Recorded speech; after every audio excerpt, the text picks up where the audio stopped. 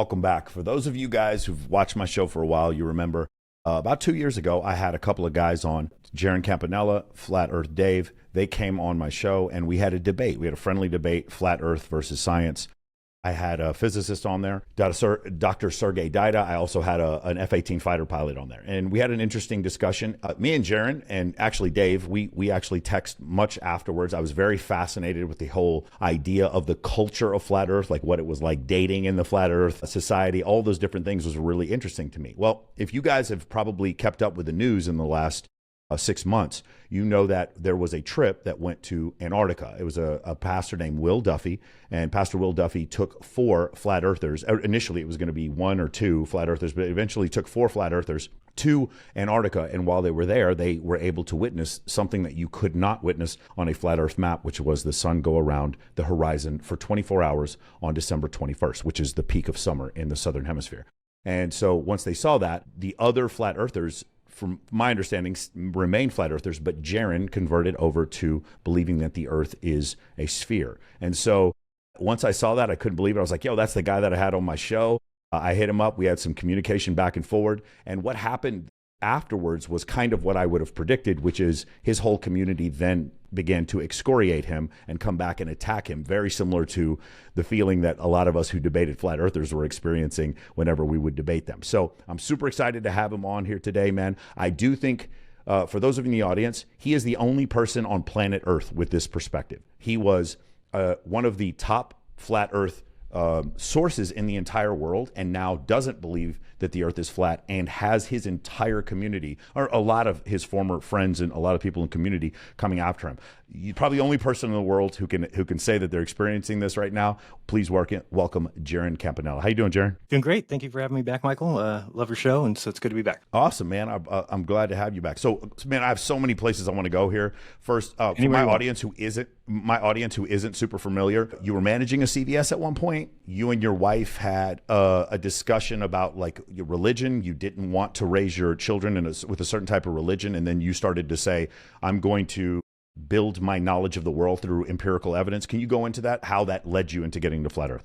Yeah, that was perfectly described. That we just kind of realized that lies were coming from everywhere, and we just said, look, let's just believe things that we can prove ourselves, and we'll kind of go from there. And yeah, real quickly, she asked me, do you think the earth could be flat? This is in 2014. And I said, no, planes go around it. That's impossible. It's a silly even idea. And she goes, oh, I thought we were building from the ground up. And I said, well, some things are fundamentally true, and we don't need to build from there. So that kind of went out of my mind for a couple of weeks. But then I was looking into the moon landings, and I was on Eric Dubay's site, and he's got the AE map, which is the flat Earth map. And when I saw that, it just hit me that planes can go around a flat map. And so I just told my wife, "What? That's ridiculous. Planes can't go around it." So then I started to look into that, and unfortunately, kind of fell down that rabbit hole of once you think you've found something, then you kind of go through this, confirmation bias. Everything seemed to start sticking out to me. And then you get a little accolades. You get people starting to show up and see you speak at a conference or something and tell you, oh, you woke me up. You're great. You're awesome. And so your brain kind of builds like a little, wall around that belief, and it doesn't want you to lose it. And so you do start to, people might say things to you and you just let it bounce off you. You don't even listen, or you just quickly chalk them up to being liars, which is kind of what's happening to me. So maybe I, in a way, deserve it. But it's been a journey. But again, at the beginning of this, it was, I want to find the truth, and I found the truth of the shape of the earth. So I did what I wanted to do. It took me a little longer than it should have, but I got there. From my standpoint, I'm a retired U.S. military officer. I have a minor, or I studied astronomy in college. So I had some background in this. When I watched you guys do debates, because I had to prepare for our debate, I came to the realization that, what the tactic seems to be, and probably Austin Witts is probably better than anybody at this, is steamroll the opposition with so many, it's just all offense, offense, offense. And so I had to do a lot of preparation, probably 20, 30 hours of preparation to go over every single thing that I saw you guys talk about in different debates. When I had this discussion with my friends, they were like, what are you talking about? It's just round. And they just believed that it was round. They would use the example like planes go around the earth and all this kind of stuff. And one of the things I realized that flat earth did get correct was that most people took the fact that the earth was round for granted. Absolutely. Meaning they believed it was true just because they believed it was true, and did not fundamentally understand, like, say, the equations for gravity, or how gravity could have been discovered, or what gravity does. eccentric, or the concept of like matter coagulating, hydrostatic equilibrium, becoming a sphere, those concepts were just, no, they're just taken for granted. One day there was an Earth and it was round and we're on it and it's big and heavy and that's why we're stuck to it. And so what you guys did, I do appreciate, is I had to go back and review every single thing that I knew about physics, build from the ground up, try to say, and whenever I did the debate with you guys, my first thought was, what if I'm wrong? And then let me build my belief system about the Earth being round from that. And then here's the other thing. When I debated John Zerka, no NASA, no space, no satellites, no nothing. It had to be from observations that you could do on planet Earth. And that's when I started to do it like that, because I realized how bulletproof you have to be, especially going up against like you, Dave, or Austin Whitsitt. You have to be bulletproof because they're going to attack any chinks in the armor. So what I want to ask you about is, can you explain to some people who are watching right now, are still incredulous, cannot believe that anyone believed this, what were, say, maybe the three most persuasive arguments that you saw that the Earth might be flat? Well, I think that you hear people say water lies level, and we use levels for everything. I mean, now I see the error in thinking, and that, it's a scale issue. The Earth is gigantic. And so, I had to break down the mathematics to get to the point where for every 660 feet, which is what, 2 football fields with end zones, the curvature on Earth is an eighth an inch, which is a nickel laid down, right? So you'll never see the curve. You shouldn't expect to see it. I think that because everything that we see sphere-wise is small, so we see a basketball, baseball, volleyball, yoga ball. Even when you look at planets, let's say you're on a simulation and you're looking at the planets in the universe or in the solar system, they're all small.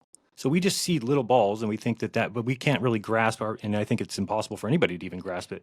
If you're on a large sphere, it can be so big that the curvature is so little that you just don't notice it, which is kind of great, right? Because we can build without worrying about it. You're going to build a house, you just get a level because it's level where you are. So I would say that, waterline level is something they always say. I did see too far, but now I realize that the reason for that is atmospheric, right? So when they give you a number for how much drop there should be or how much should be hidden, that's a geometric, or that's based on the geometry of it, not the fact geometry with no atmosphere and no humidity. Yes. Correct. And with an atmosphere, you're going to have a little bit of lensing, which is going to actually allow you to see past the bends.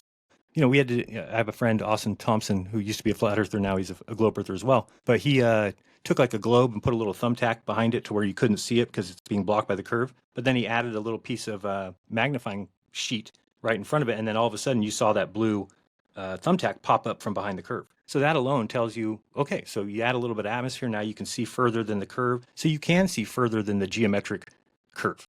Barely. And it's not much. So you can, maybe you're supposed to see 8 miles and you see 9 or 10. But it's never like, I'm supposed to see 8 miles and I see 35. It's nothing like that. So, that's the things that I thought what made it flat, or that. And then I think that we are lied to about a lot. And then the fact that, like you said, we weren't really taught well, at least in grade school and I would say high school. I don't think they did a good job of explaining why it's round and how we know it's round. And but I think most people accept it probably because it's good to accept it. You don't need to worry about it. It's already been figured out by people before us. So, but I think that came back to bite us a little bit. And then there was a couple things for me in particular, like the movie Behind the Curve that misrepresented my experiment and put me at the end of it saying interesting. By doing that, it kind of reconfirmed. I was like, oh, if you guys have to lie about this, then, and then there's it's well publicized now. There's a documentary on PBS by Stephen Hawking where they faked one of the experiments, and you can prove that it's fake. They actually use CGI to cover. So anyway, that was another thing where when you see that, if I was having doubts along the way, those things kind of put me back into it is flat. Why would they lie about this stuff? Why would they fake it? Now I look back and it doesn't really matter why they did it. They did it for TV reasons. It's not some scientific entity. It's just their TV show. So I think that there was not a ton of solid evidence. And then the AE map seemed to work well. The map, the flat map that everyone's seen.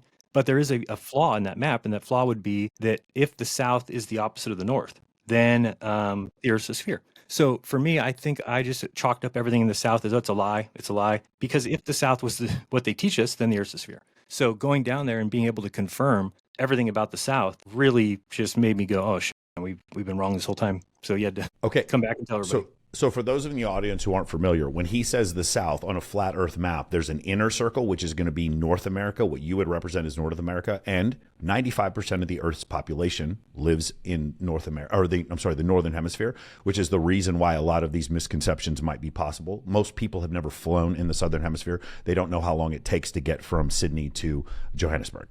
And then in the southern, what he called the South, is the outer part of the map. And so that outer part of the map is where the math starts to get funny. Now, all of a sudden, the coastline of Antarctica is 80,000 miles across. It takes 22 hours to get from South America to Africa. There's just starts to, some of the stuff starts to break down. And then there's one other thing. I actually brought this up to Austin Whitsitt. We had a quick debate on Twitter Space. And yeah, it was very quick. It was me and so Zerka and I are friends, even though I think he's nuts.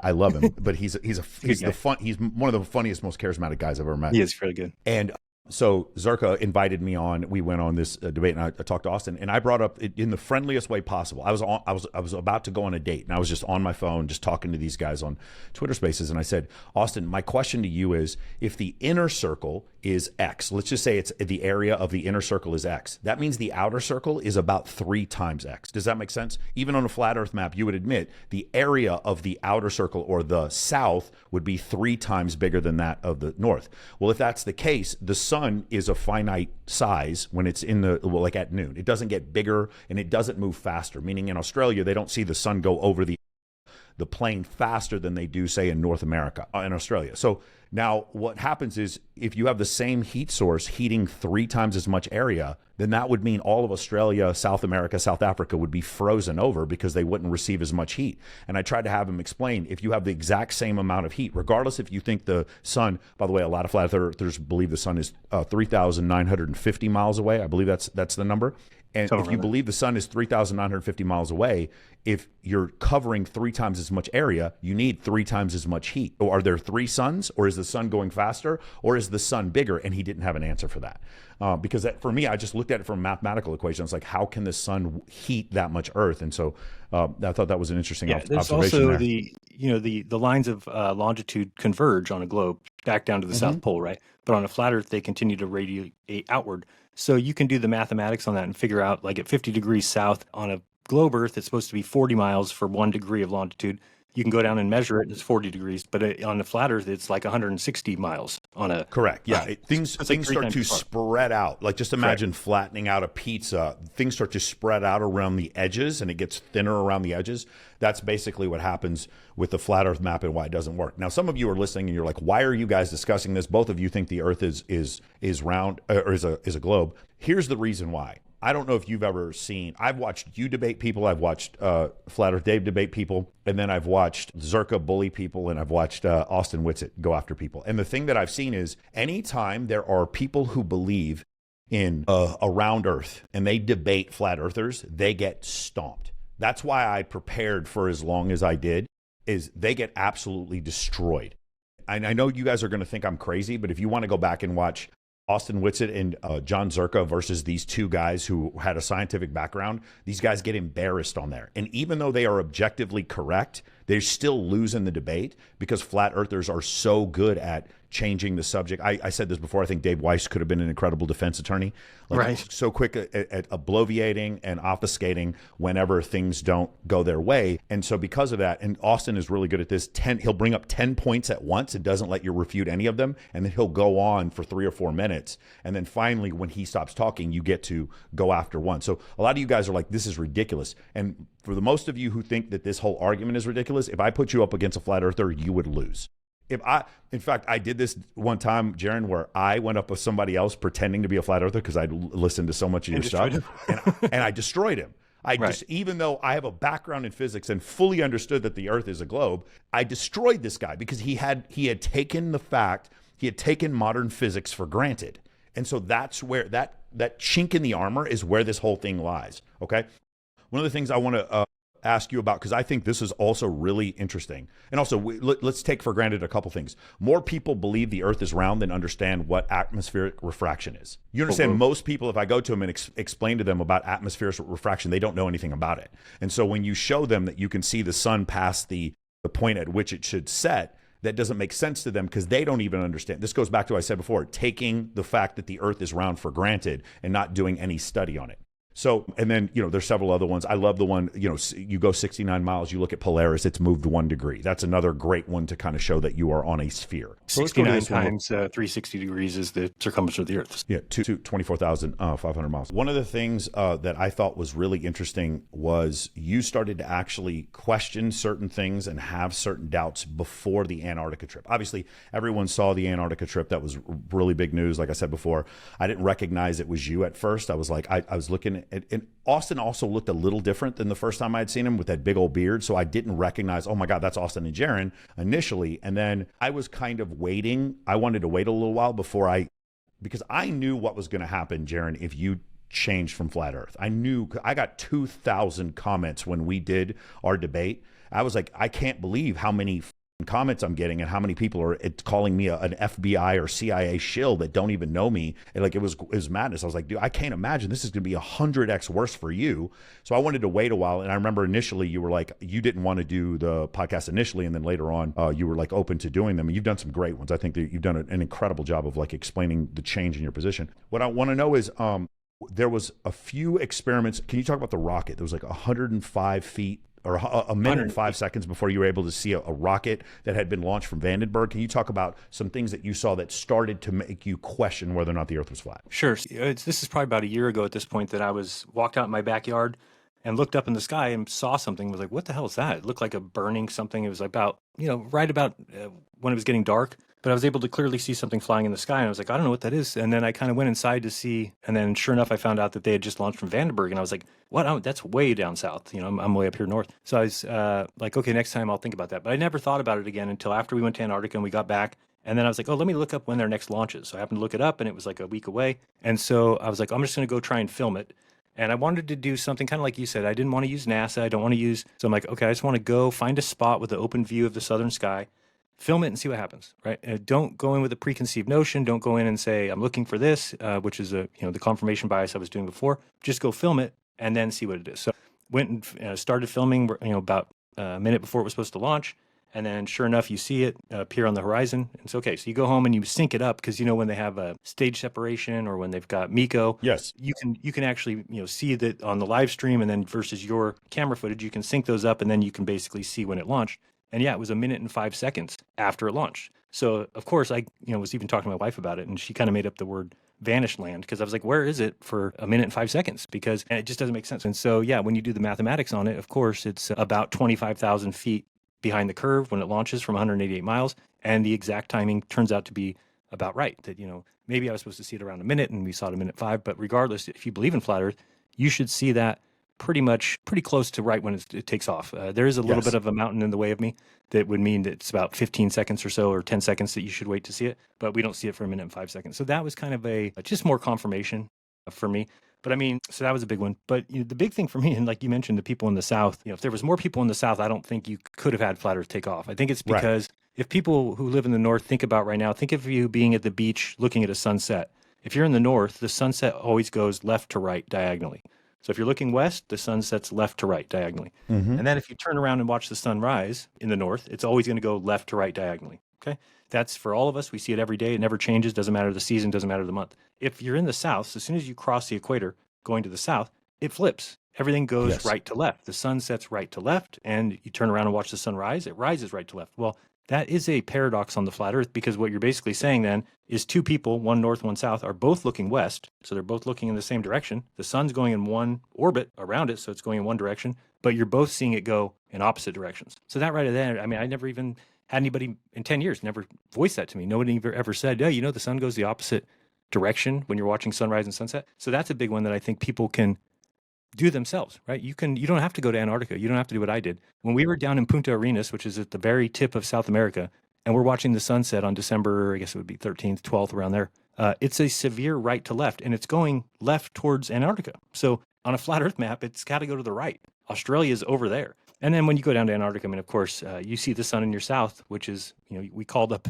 people and said, where's the sun right now? They said it's above Australia. So if you have any idea about the flat Earth map, that's impossible on a flat Earth map. How could you be looking south and see Australia, when it's supposed to be way behind you? So, of course, it makes sense on a globe, but not in any way on a flat Earth. And then can you explain, you also made the statement, which I think rubs some people the wrong way in your community, that if you went to Antarctica and actually saw, so for those of you who don't know, if you're in the South Pole, and you guys were at the 88th parallel, is that correct? No, 80 degrees. 80 degrees. So you're 10 degrees from like complete, like the actual South geographic Pole, North Pole, South Pole. When you're up there, what you should see is on June 21st, it should be 24 hours of midnight of darkness. And on December 21st, because again, remember they're in the Southern Hemisphere, you should see 24 hours of daylight with the sun dipping at midnight, but still not going below the horizon. Okay. And that's what you can see that. And you can almost see that if you're in the Northern Hemisphere during the summer in places like Reykjavik, Iceland, or in Finland, you can kind of see it. It dips a little bit. Or in Alaska, I actually got to see that once where it was like 2 or 3 hours of darkness during the whole. You get out of the club at 1 o'clock in the morning and the sun is up. It's kind of weird to see. Can you describe how when you saw that phenomenon, you had already made up the deal, or you had made the prognosis beforehand that if you saw the sun go around the horizon in the Southern Hemisphere on December 21st, that you had already made up your mind it was going to change your mind? Yeah, I mean, I guess people have to understand that as a flat earther, you have to assume that the South is a lie. There's no more, you can't believe that the South is what we're taught or shown, and then it also be flat, because those two things don't jive. There's a lot of people who don't realize that when you're in the South, that, well, so if you look at the flat earth map and you think of like a pizza map, or you think of that AE map, obviously the sun is always going in one direction. And so I knew, and I started to look at it when Will Duffy came out and said he was going to send people to Antarctica. I mean, I knew the implications, because one thing that Dave Weiss actually depends on is this idea that whether it works in both baskets, and I think he even brought that up to you, where he would say it either fits as a flat earth, fits as a globe earth, or fits as both. But he says there's nothing that fits in just the globe basket. And what that's kind of saying is that the flat earth has an explanation for something. It may not be a good one, may not be correct, but and this is what you said, it's a tactic for debating, to where no matter what somebody brings up, you have an answer for it. But there's one thing that is mutually exclusive, and that is the 24-hour sun in the South. That on a flat earth, it's got to get around the earth. We know for a fact that it brings light and heat to Australia, South Africa, right? We know that in 24 hours. So it can't be circling your head in Australia and also be bringing heat in Antarctica, and also be bringing heat to Australia. So I knew that it was mutually exclusive. And then what was big for me is, in talking to Will Duffy, the pastor, I said, yeah, I'm pretty sure that if we see it circle, it means it's a globe. And he said, yeah, and if it sets, it means it's flat. I'm like, you really think that? And he's like, yeah, I'm all game. Because that's really what science should be. Or I'm a competitive person. I played sports, things like that. But that's really, let's do it in the ring. Let's do it on the track, on the course. So it's, I love that. Yeah. Yeah, me too. It was just one of those things where I was like, yes, and he's right. If we went down there and saw the sunset, it would disqualify, or at least falsify, the globe. And so that's when you're doing this for 10 years and you've been telling people that something is true, you get a chance to go and prove it. That's what you want to do. Now, I was shocked that people like Dave Weiss, he got selected first to go, and he turned it down. Said, I don't want to go. He said that they were going to kill you if you went. Yeah. Is that what he said to you? Yep. Can you describe that conversation to me? That is fascinating to me. He said that if you went, they were going to kill you. If you think that the earth is flat and you have that belief, that really what happens is no matter what is thrown at you, anything is a better answer than you're wrong, right? So to him, the idea that they're going to kill you if you go down there, or that they're going to do this, or they're going to trick you, or because he believes now, I think, that they faked the sky and the sun when we're down there, which is just insane. The entirety of Antarctica is lit up. Like, he's like, oh, they faked the sun. It's like, with what? What light bulb lights up the entirety of Antarctica? How did they power it, and how did it float in the sky? It's like, of course, these things are crazy. But yeah, he thought that they would. He said, no, don't go. He even told Whitsitt and I, don't go. This is a trick. It's a trap. They're going to kill you. And we said, okay, well, we'll put a couple things in the contract to make sure we don't have to worry. One of those things was we wanted to make sure we're on the same plane as them. We didn't want, we don't go down there and say, oh, you're taking that little plane, the La Bamba plane, and we're taking this one. But no, we all flew together. We were together the whole time. So yeah, I mean, that was the big thing too, that I started to realize as we got closer to the date, like, I might see the sun circle, because I think I had thought 3-4 months ahead of time, oh, they'll just cancel this. Like they do everything else. They'll just cancel it. It will never happen. And we kept getting closer. And then clothes started showing up at the door. My duffel bag and the stuff started to show up, all the snow pants and snow boots. And you're like, oh, shit, this thing's getting real. So as we got closer, even Austin and I kind of said, man, we're going to see this, aren't we? It's going to circle, because otherwise they wouldn't let us go down there, right? It's no way if it's going to go down there and set, you just wouldn't let people down there. So, I mean, it would be a worldwide, like news breaking, like Correct. You would see people, this would be all over the world if you did that. If you guys all live streamed it and actually saw the sunset Yes. at Antarctica, it would just, I mean, it would be We would be it'd be one of the famous. biggest news stories in the world. Yeah, exactly. Yes. And so, that's why I think, I'm not saying that's why we went, but that's really what exploration is about. And that's what getting to the bottom of things is about. And I knew that, okay, if I have to come back and say I was wrong, hey, at least I'm informing people that I was wrong, explaining why. I could probably help people who might be down the same road. But yeah, I mean, that was basically, so people were mad at me 6 months ahead of time because they said, what do you mean if the sun circles, it doesn't matter? Like, what do you mean it doesn't matter? It's impossible. It's a falsifier of the flat earth. And they would say, well, we just don't know what the sun does. I'm like, no, we know exactly what the sun does. We know where the sun is every second of every day. Like, what are you talking about? We don't know what the sun does. We know exactly what it does. Like, well, we don't know what it is. I remember saying, like, it doesn't matter if it's God's piss bowl. It doesn't matter what it is, because if it brings piss to those countries every 24 hours, then if it does something that is impossible in that case, then we can say that it's not the maps. Their new thing, I don't know if you've heard this one. Now flat earthers say you can't tell the shape of the ground by looking at the lights in the sky. That's their, which is just ridiculous. Basically, there is no observable objective reality. That's what they're saying. Yeah, well, they're saying that anything that matches their flat earth thing, that can be used as evidence, but anything that goes against it is correct. Not allowed. Who is that So this is pastor? where they're going. Who is that pastor who said that Satan became like a fireball? Satan then, because Satan, in order to trick us, this pastor's a flat earther, in order to trick us, became the sun and then circled around the horizon to trick you into believing that was actually the sun. His name is that is the level of cope. Yes. Yeah. That was the level of cope. People shouldn't allow that. People should not allow a pastor to say, because really, if you go that, then anything can. I mean, if Satan is just manifesting his whatever, then maybe I slept with Satan instead of my wife last night. I mean, you could just say anything. I mean, instead of eating breakfast, I was actually eating Satan. I mean, you could just say anything. It's just stupid. So, but again, he's somebody who said, he was in a debate, I believe it was in December. He went up against Greg Locke in a debate, like the Great Cosmology debate. But one thing he said there is, hey, here's how we can prove it. You and me, let's go to Antarctica in the summer, and if the sun circles our head, it's a globe. He said that.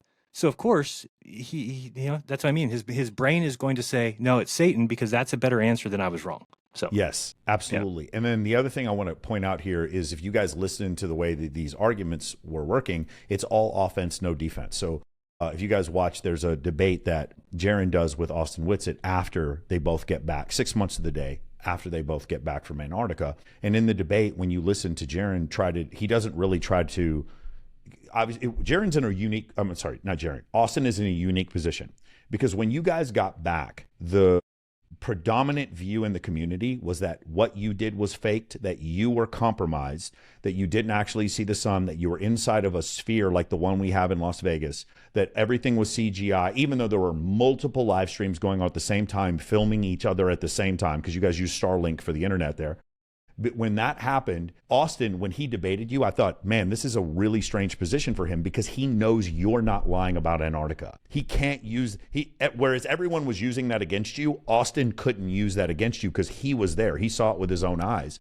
So he had to somehow hand wave away the fact that the sun went around the horizon and somehow still believe that the earth was flat. And and just to kind of summarize their debate, this is basically what it was. The globe model has testable predictions, and it also creates things like orbits, satellites, etc. There's all kinds of things that we can do, sail ships, build buildings, using a globe model as our basis for physics. And then what you said about him is, like, he said the world could kind of be anything. Who knows what God's mind is? I'm paraphrasing. This isn't exactly what he said, but he basically said that what we see cannot necessarily be an objective reality. So because his argument was that there is no objective reality, then he doesn't need to defend his position. He doesn't need to defend a model of flat earth, because it could be we could be in a hologram. It could be God pretending to be the sun, etc. And so because of that, it's all offense, no defense. And he created sort of this impenetrable defense. But the more he does it, the further he gets away from being a credible debater, because what happens is he can't defend any of his positions. And so his debates have now become all offense. All Michelson Morley said this, or there's this one, you brought up a great point in the Cook expeditions. There's this one line that may, do you know what I'm talking about? See left to right, as far as you can see, the ice wall goes on forever or something. He says that. Yeah, so ice wall goes on forever, forgetting the fact that you're reading the expeditions, which were absolutely going all the way around the globe. About the rest of the chapters, you just find that one paragraph and you're like, oh, this is flat earth related, sure. But you don't literally think seeing about the four. Yeah. cutting off your nose to spite your face, or like not being able to see the forest through the trees. Like that's essentially what was going on. And so, I mean, I thought it was the point now that they don't want to stand behind a model, because then they have to provide evidence for it and they have to back it up, right? So it's easier to say the Earth is flat. We know the globe is a spinning joke, and we don't make claims. We don't have a model. But it's like, okay, well, science is the making of claims. So if you're not making claims, then go home. You can believe in the flat Earth if you want. Go to your house and believe in the flat Earth. You can have a little, church ceremony at your house every Sunday where you talk about the flat Earth. But the problem is that flat earthers are actually in the debate scientifically, and that's where they need to step away from now. Well, it's been falsified. Yeah, I also have a family member who doesn't directly believe in science, and I think it could be damaging to his children. Like, I think like what happens if you don't, like, say you had, we'll completely go off the rails here. You have a parent who does not believe in electromagnetism for whatever reason, right? Even though you see it all around. And now there's a bunch of jobs that his child who believes him can never have, starting with electrician, engineer. Like, all of a sudden there's this massive bit of opportunity that's lost to him because he believes in something that isn't true. So I think that's also what's dangerous, is that there was a younger generation, and I'm sure you know, I don't know if you've seen the stats, but it was like 4% of millennials believed that the Earth was flat. Yeah, it had like 11% in Brazil too. That's crazy. Yeah, 11%. So the numbers had gotten higher amongst younger people, and partially because the reason why this didn't really appear in the, say, the 1950s is because we were in a space race with the Russians. Believe whether or not we went to the moon or not, I happen to believe we did, but we were in a space race with the Russians. And so in high school, there was a far greater emphasis on physics, science, technology, engineering. And so the idea of the Earth being flat was much more difficult to pass by back then, because we were in a space race, than it would be today, where... And you didn't have an internet, right? Teaching. So it's a lot easier with the internet to put something out there and to get a bunch of people who, you may think you have a big audience, but really it's just a bunch of random people from different places on the... Yeah. So yeah, that's definitely, it's strange to look at it now from outside looking in, because when you're inside of it, you just don't see it. You just don't. And I mean, it's hard to say, because it's like I know people who are listening to this might just think like, yeah, right, he's just saying that. But if you talk to any conspiracist who's ever gotten out of that belief, they'll say the same thing, that either you feel like, oh, these people are all lying, they're all globers. Like you said, you're a globe shill. We're going on Michael's channel. He's just going to give us a bunch of globe nonsense and we'll just be able to fire back at him. So everybody's out to get you. Everybody's lying. Everybody's indoctrinated. And you're the only one with the truth. And so the one thing I do hear people say that I kind of agree with, but not really, is when they say like, oh, flat earthers just want to be special, or they want to have a secret. It's like, well, that's not really it. It's not, because you're out telling everybody. So it's not if you wanted to be special and just keep my knowledge to myself, then that would be different. But this one, you want to get it out there. I think what's special is that I know something before you do. Does that make sense? It's like, for instance, and I'm not saying this about you, Jeran, because I always thought you were fair. You never, cast any insults towards me or anything like that. But I do feel that there were certain people that would, when they were part of a group of flat earthers, they were like, for instance, maybe they weren't successful in school or successful in business or successful in a relationship or successful in employment, whatever. And now they can look back at the world and be like, oh, all you people who are more successful than me, I know this truth that you don't know, which that knowing the truth makes them special. Not keeping a secret, but knowing the truth. And then now it's like, now I get to make, even though I was made fun of because I wasn't successful, I lived in my mom's basement, whatever. Now I can make fun of you because you're dumb enough to believe that the Earth is a sphere. Correct. Like that's essentially what happens. Why didn't I do good in school? It's because you guys were lying to me about everything and I was confused. And so, yeah, it's definitely a cop out. And that's, whether they know it or not, that is a lot of the reason why people believe it and why they feel so strongly. Because that's the strangest thing to me, is to watch the people on like Facebook. They're like, they're just the most rude, condescending, oh, you stupid globe believers, you believe that, the Earth's a globe. And so now, knowing that the Earth's a globe, which is even crazier because it's not, I don't have a belief anymore one way or the other. I've seen the evidence. So this is like where I guess I was shocked when Austin came back and was able to argue around it, because I don't think he's lying, but I think that he just has, because I even talked to him about it, and he says, no, there's enough wrong with the heliocentric model that it could still be flat. Like, well, it can't be flat at this point. It just can't be, because there's no other map. A lot of people think like, well, couldn't there be another map? It's like, no, we know the order that the continents go in. We know the layout because the sun does that, and we have the Tropic of Cancer and Capricorn. Those are not man-made. They're actually the furthest north and south that the sun goes. So you can mark those out on a map. They have to remain the same. So the only map you can ever make that's flat is the AE map. So once you falsified it, with it goes flat Earth. It's gone. Yeah. Can Should be you erased. squash something for us really quick? Because I Yes. literally this week had somebody come and ask me this question. When you showed up in Antarctica, there was a military base. Guys were trying to kill you. With all the stuff that people say, there's this ice wall.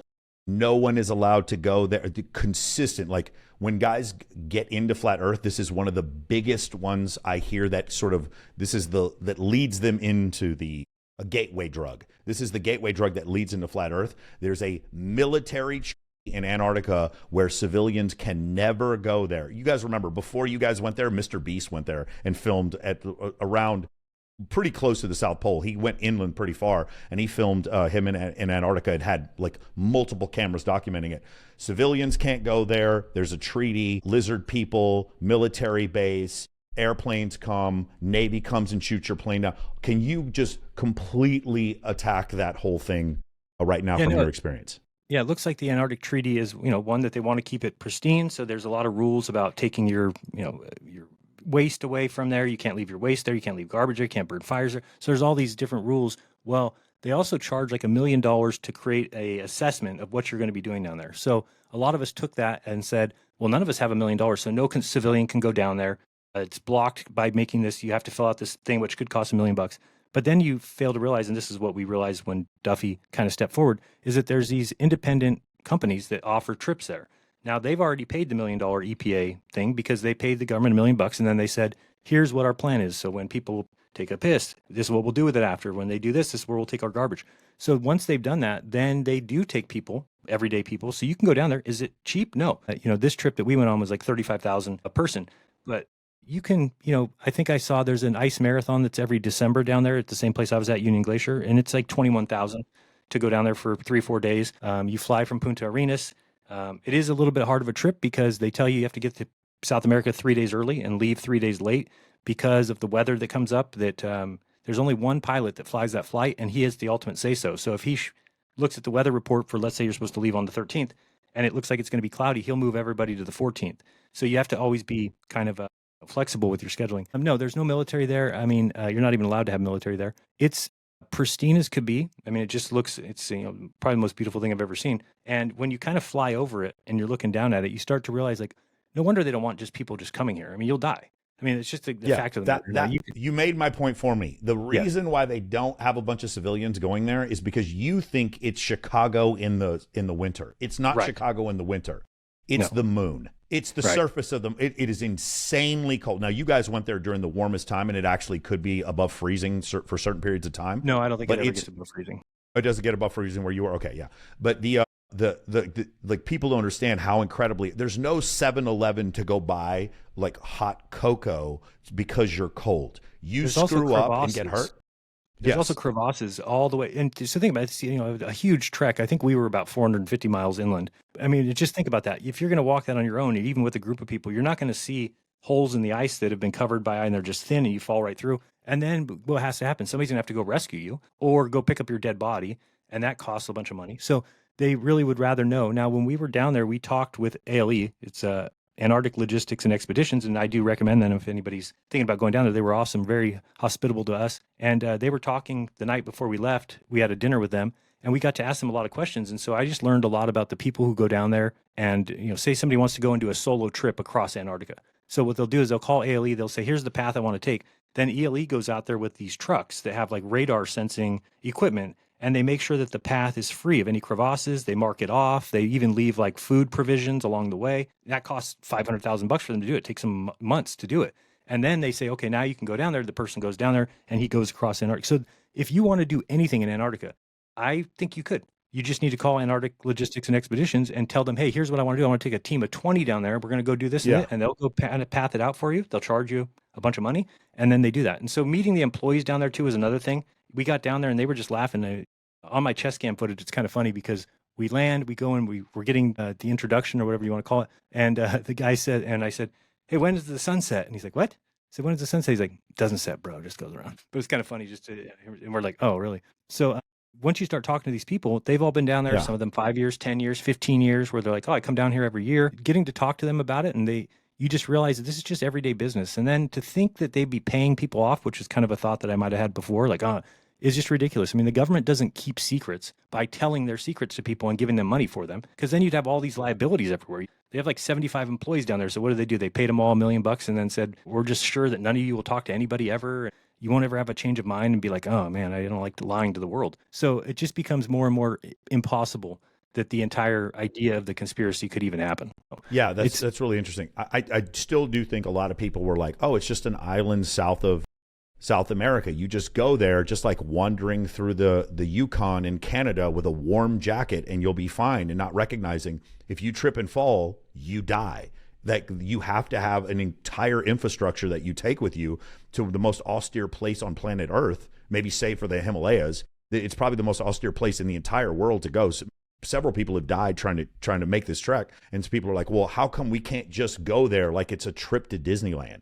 And that's the thing. It's like, no, it's not that there were military treaties of people trying to keep you out. They're people like, hey, what if a bunch of people just grab their own commuter planes and try to land in Antarctica? They'd die. That you would absolutely die from doing that. And the crevasse thing is another big thing. So you're walking on impacted ice, and there's places where this is not soil. You just would fall through the ice and you're dead. There's no way to get you out of there. And so, trying to fix that is another thing that's, obviously prohibitively expensive. Even where we were was a mile high of ice. So because it basically accumulates every year, just a little bit at a time. And then, so you can see where these crevasses are. We actually drove on this loop to where you can see one as we're driving around. And the guy like pointed it out, like, look at that. And a car could fit in there.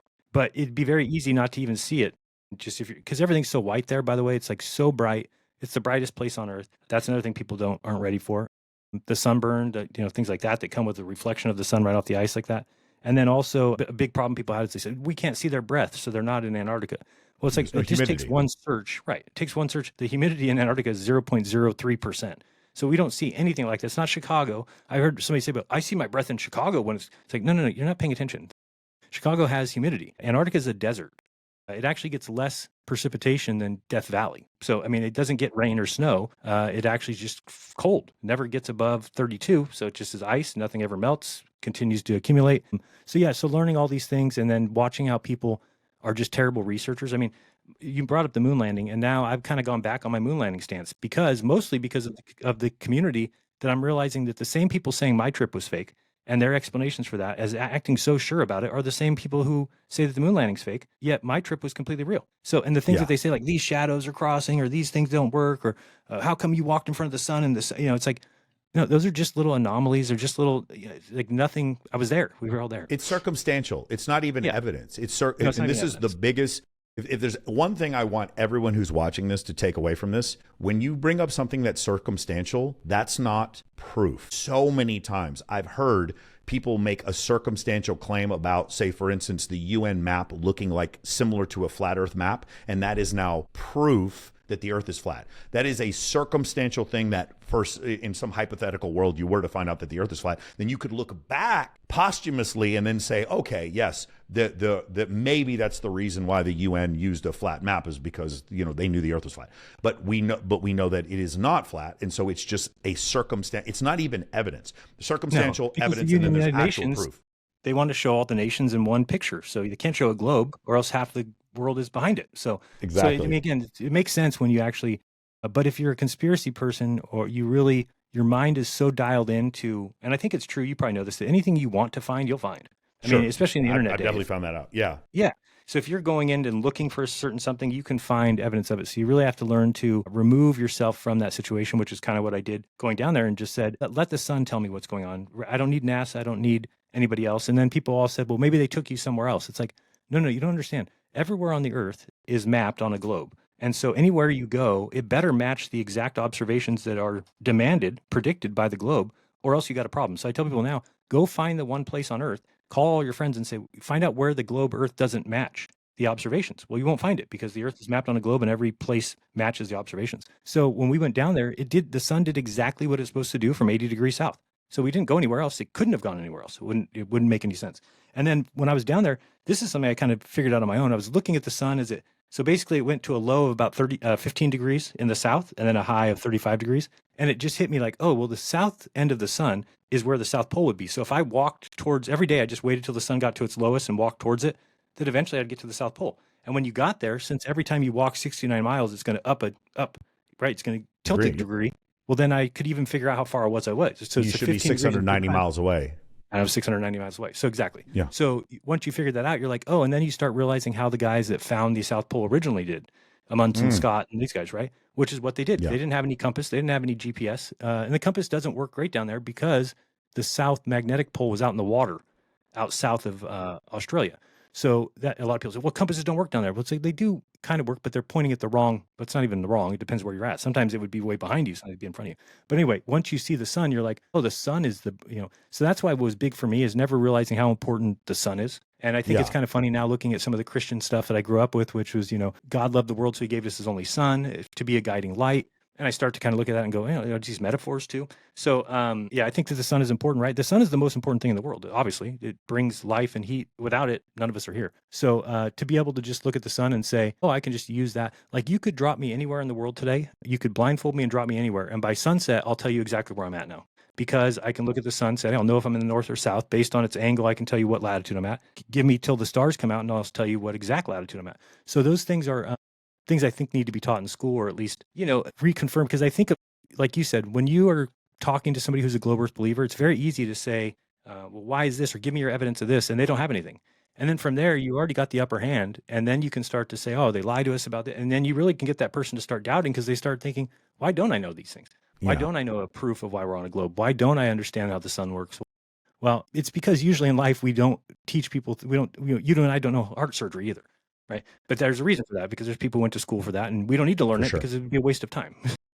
I mean, there's already people doing that. So it's kind of the same thing. We already have astronomers. We already have people that are worrying about this. Now when it's brought up and then you realize, hey, I don't know about that from school. And then Christianity got attached to this, and I feel bad for those people because once you've attached your religion to it, now it's even harder to get rid of, because now they feel like if they get rid of flat Earth, they're going to Satan's side, right? That's what everybody was told. So let's cover this real quick. This is for the Christians and the atheists. There is nothing in the Bible that indicates the Earth is flat. Let me say that a second time. This is where people's ears are on fire. I don't care how much you guys clench your balls and gnash your teeth. There is nothing in the Bible that says the Earth is flat. Is there a discussion of a firmament?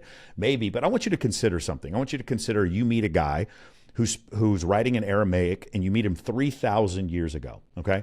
And you explain to him, well, we're actually on a ball that's floating through space, and the ball is, it has hydrostatic equilibrium because it has enough mass to where it sort of crushes itself down into a spherical shape, and the sun is 93 million miles away. Let's just say, for sake of argument, I know flat earthers don't believe that, but let's say for sake of argument, that is the world we live in. If I were to describe that to the guy 3,000 years ago who speaks Aramaic, there's no word for billion in Aramaic back then. Meaning they don't even have the tools to properly describe the world. So if someone accurately described the world to the person who wrote the book of Genesis, he still wouldn't be able to capture it correctly. He doesn't have any concept of a vacuum. He has no concept of the distance to the moon. He has no concept of a sphere. He doesn't even know that the new world exists. He doesn't have these. The person who wrote Genesis did not conceive of Antarctica. That's the problem. And so when you sit there and you read the Old Testament and you're like, well, first off, the idea that any of it leans towards flat Earth is total conjecture. And I'd love, because this is another thing, I was in Christian ministry for 4 years. I would love to debate anybody on this. There's absolutely no evidence that it does. It's absurd, and it's insulting to Christians, to be honest with you.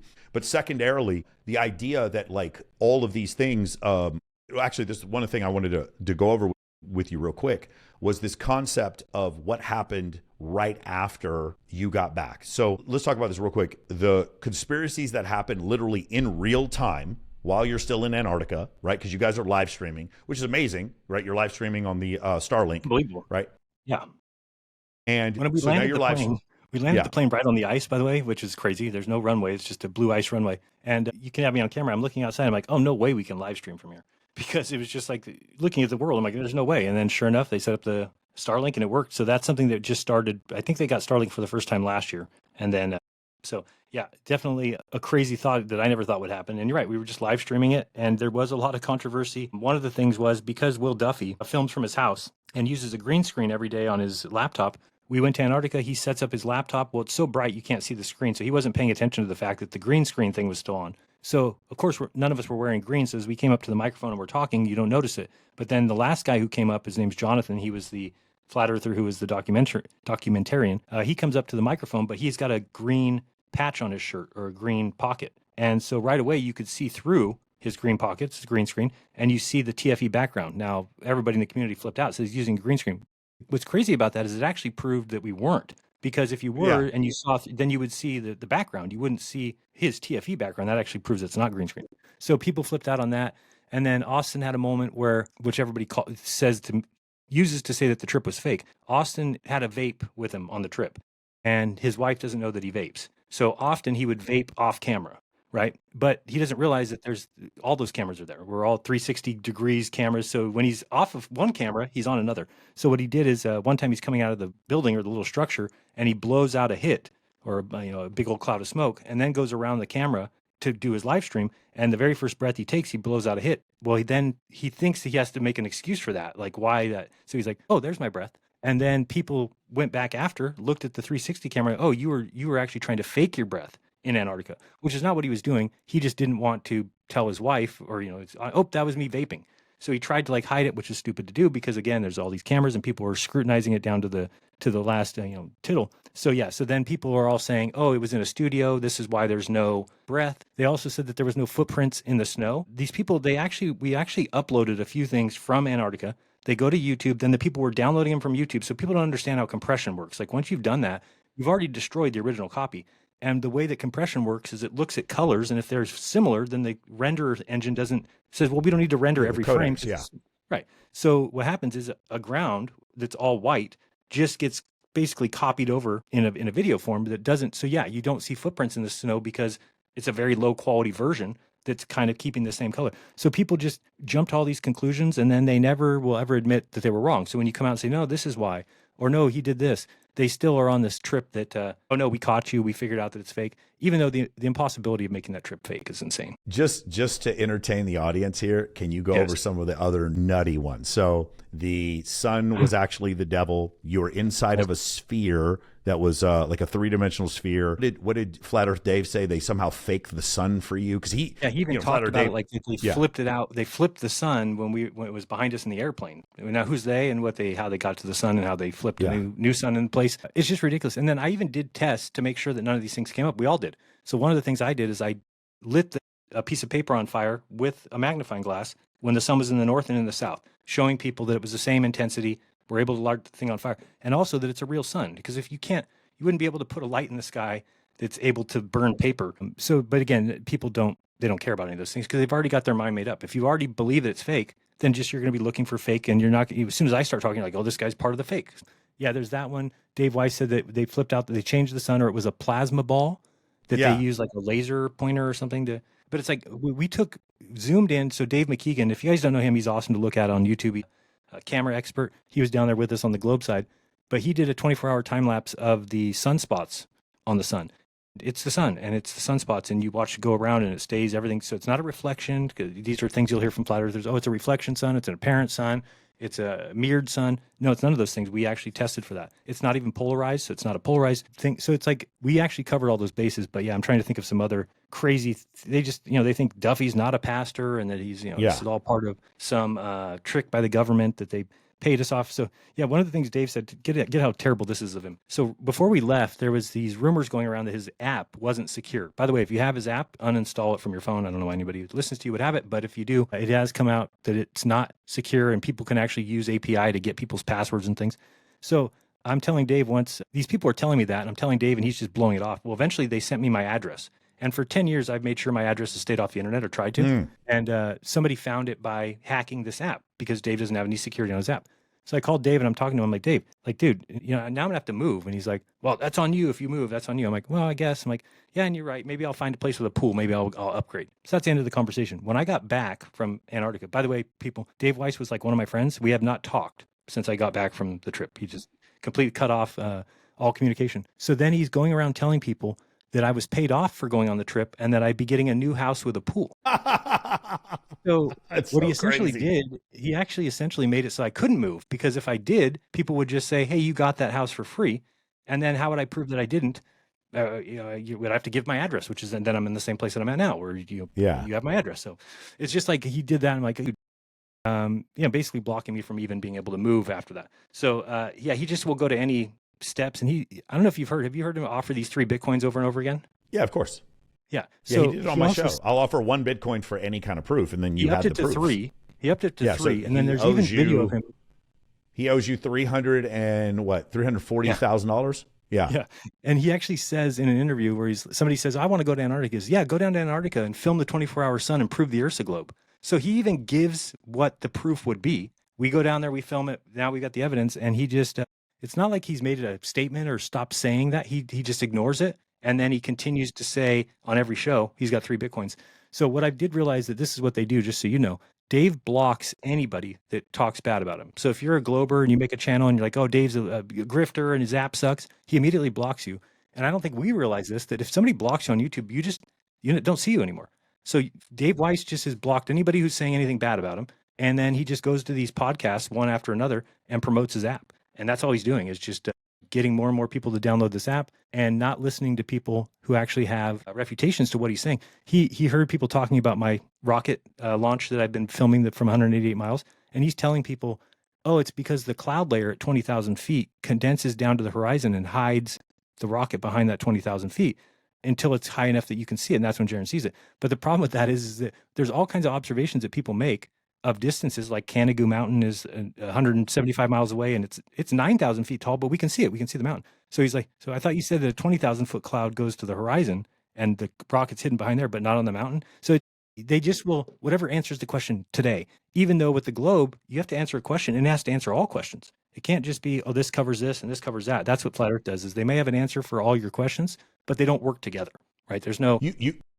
You asked a great question. You're like, what have we built? So the testable model of physics, which is, Newtonian physics, relativity, quantum mechanics, etc., the standard model of particle physics, you're able to make testable predictions and do everything from smash 2 neutrons together to build the Burj Khalifa to put objects in orbit. So for all those things, there's testable models, and those testable models lead to predictions, and those predictions lead to technological advancement and actual increase in the infrastructure and the technology that we use every day. And then you made the point, it's like, what has Flat Earth given us? It's like, we don't have any testable models. It hasn't created anything. And I thought I'd not thought of it from that standpoint, but yeah, that was a really interesting point. Right, because in 10 years, let's say that there is a lie out there and that you're starting to expose it. Well, what would be a big thing is if you start showing things that are improvements, which would have to be the case. If you're saying that's a lie and this is the truth, well, then you'd be able to improve on some of the problems with the lie. The difference is that Flat Earth is saying that's a lie, we're the truth, but they don't have anything to update or to bring to the world. So eventually it's like, okay, well, what are you improving? What are you inventing? What have you upturned? You would think Flat Earth would come along and then we'd figure out that distances to the stars are wrong because this was exposed or that. No, you're not doing any of that. You're just basically spinning your wheels, coming up with nothing. And that's what it felt like. It felt like I was on a hamster wheel for 10 years, and then you feel like you're getting so far. You're doing all this great work, and look, and I destroyed Michael in this podcast, and I did. And then you get off the hamster wheel and you look, and you're like, oh, we didn't move anywhere.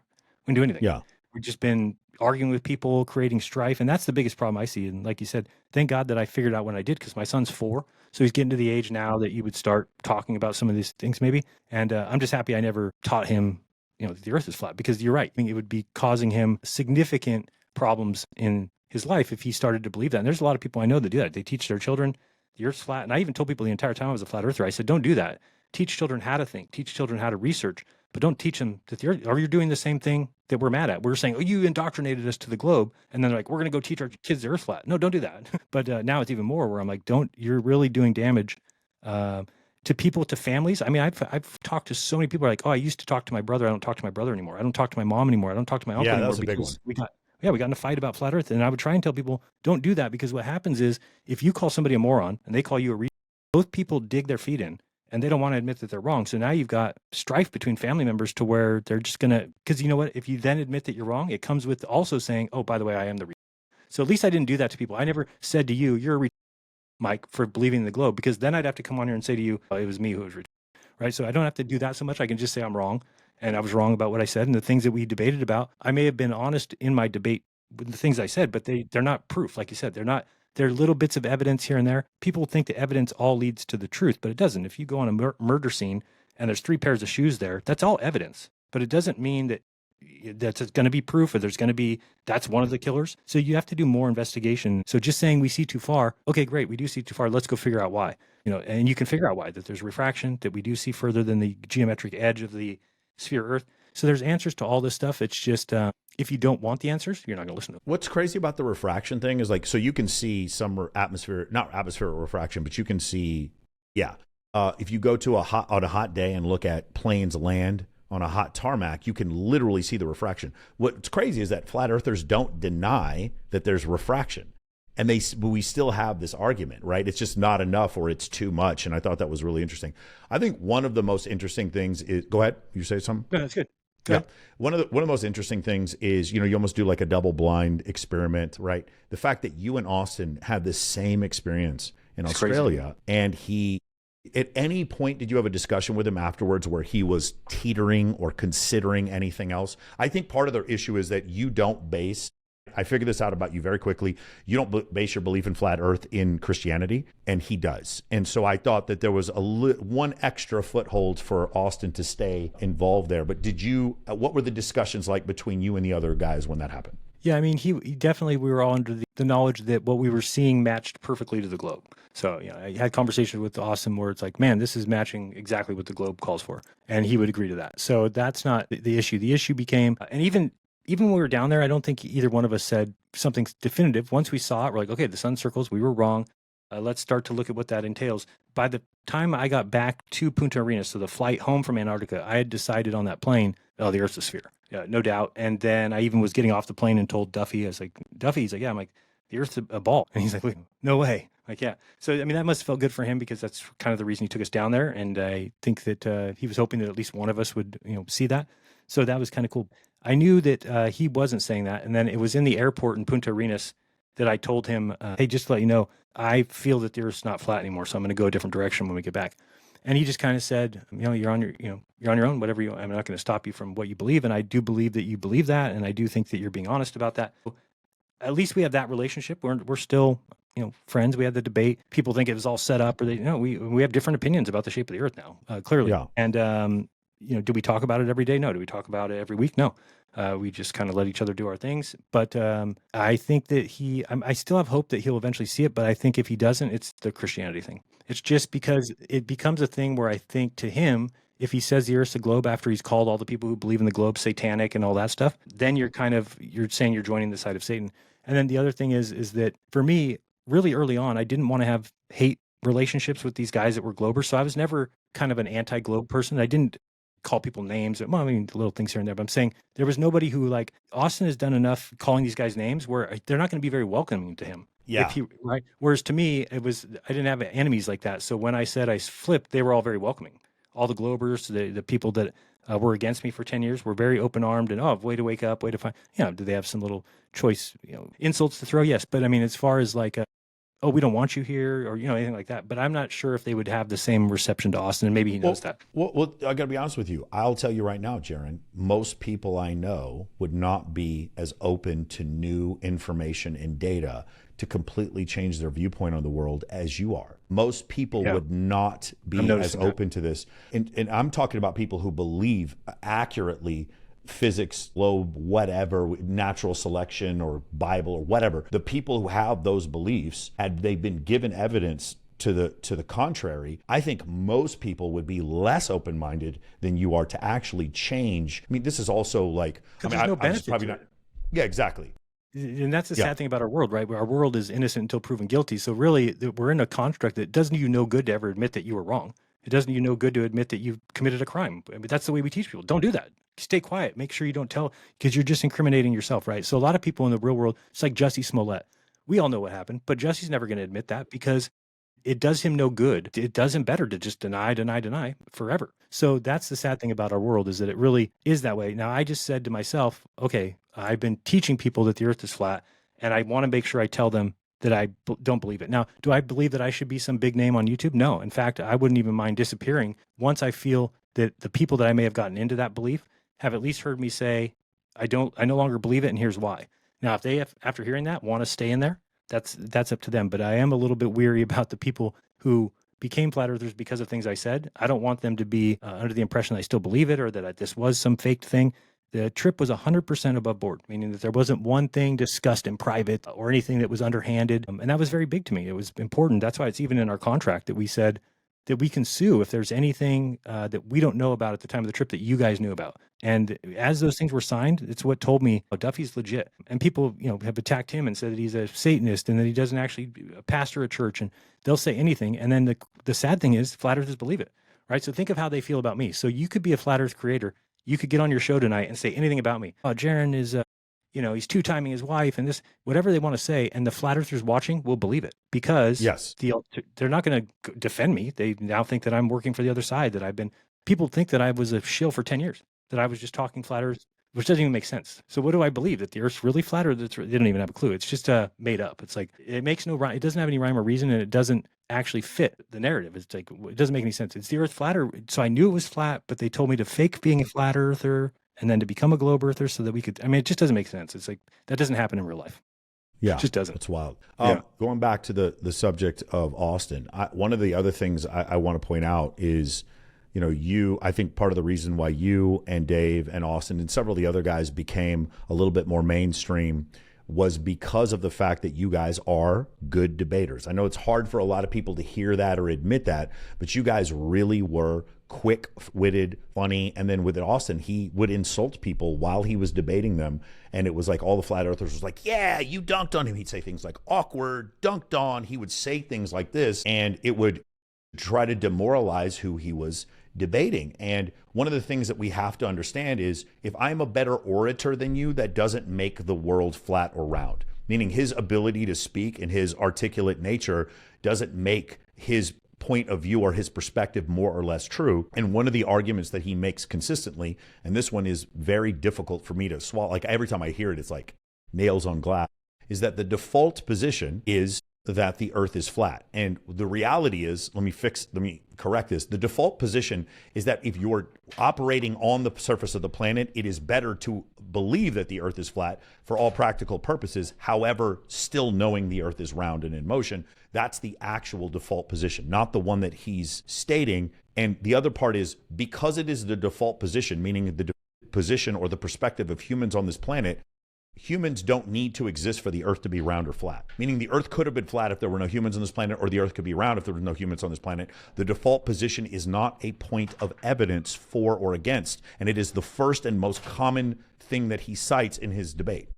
Yeah. I see a little bit of what he's saying, that if you just woke up, you don't know anything in the world, you look around, yes, the earth looks flat. The earth seems stationary. It doesn't seem like we're moving. So that is, I could see somebody saying that's the default position, but that means nothing. The default position would be that there's no bugs in my stomach. I don't feel any bugs in my stomach, so there isn't any. Well, guess what? Go get a microscope, get some bile, look at it. Now there are little swimming creatures in there. So there is bugs in my stomach. So I think that's the thing that people don't realize, is that there's a lot of things. The other day we're going to the Giants game, my wife and I, and we're looking at a plane in the sky, and I just said, look how impossible that is. Plane's just kind of getting ready to land. And have you ever seen a plane in the sky? You look at it and you're like, that's impossible. We know it just looks incredibly insane. It's like there's people in there in that metal tube flying in the sky. So even the default position would be that that's magic. If you just woke up and saw that in the sky, you'd be like, that's magic. Well, no, it's once you learn about it and you figure out how planes fly and Bernoulli's principle and everything, then you can get to the bottom of these things. So it's like with the globe Earth, yes, you can say that the Earth seems flat and seems stationary, but then there's other things that tell you the actual real truth. And they, I even said things like, or spinning 1,000 miles per hour, that's so fast. And it's not. If anybody takes something that they have right now, take this and then spin it once a day. How slow is it moving? You can't even see it move. So that's how fast we're moving. And if you want to see that, go look at the moon, go watch the sun. That's how fast the earth is spinning, is it's only spinning that fast as the moon moves in the sky, which is very slow. So when you do see water standing still in a lake, these things are what is expected, and the atmosphere moves along with it. So it's just, Flat Earth calls into question these things, and they're able to make people who have never thought about it say, that's weird. And then if you have been lied to, or like you said, you haven't had the best life, it creates a reason for that. But now I know why. It's because of these lies. And a brotherhood, a network. Yeah, exactly. It's friends. They're people that are nice to me. All these people were my friends. Yep. They were all... I wanted, when you guys were going to do a conference here, I wanted to go because I thought it'd be cool to go out Vegas. Party with some flat earth. I just thought it was, you guys had a community. I go to Con of Thrones sometimes and hang out with a bunch of Game of Thrones people, right? I know it's not real, but I totally understand the idea of wanting a network in a community. So that made sense to me. Guys I played football with, guys I was in the military with. The other thing I thought was interesting because I was an aviator, was the concept of, well, why don't you tilt the nose of the aircraft over while you're flying? And it's because you're in a block of air. The Earth is so incredibly massive in comparison to you, and that block, and while you're flying, that block of air is curving around the Earth along with you, and the way gravity, so as let's just say I move 45 degrees, now gravity is pulling me down this direction. So from your perspective, you shouldn't have to tilt the plane over. If you were an alien and you were watching the plane fly, you would see the plane tilting over, though. That's the thing. Even though the people inside the plane, because of their gravitational perspective, they would not feel that whatsoever. I've explained that a million times. Go ahead. Yeah, and people don't get it, but it's like if a plane noses down, it loses altitude. Well, the point of flying is to not lose altitude, so you wouldn't nose down. And then, like I said, for every 660 feet, which is 2 football fields in length, the curvature of the Earth is a nickel laying down. So just think of, could a plane adjust by a nickel laying down for every 660 feet it flies? Easily. And would that be even something that needs to be programmed into the plane? No, it's staying the same distance from the ground ever so slightly. That's only changing an eighth of an inch every 660 feet. So Flat Earth will come up with these crazy numbers where they'll say a plane needs to nose down 2,500 feet every second or every minute and it's not the case because it's doing it constantly. So you can't say how much it needs to nose down over the 500 miles because in 500 miles, there's many moments that it's doing that. It's changing, right?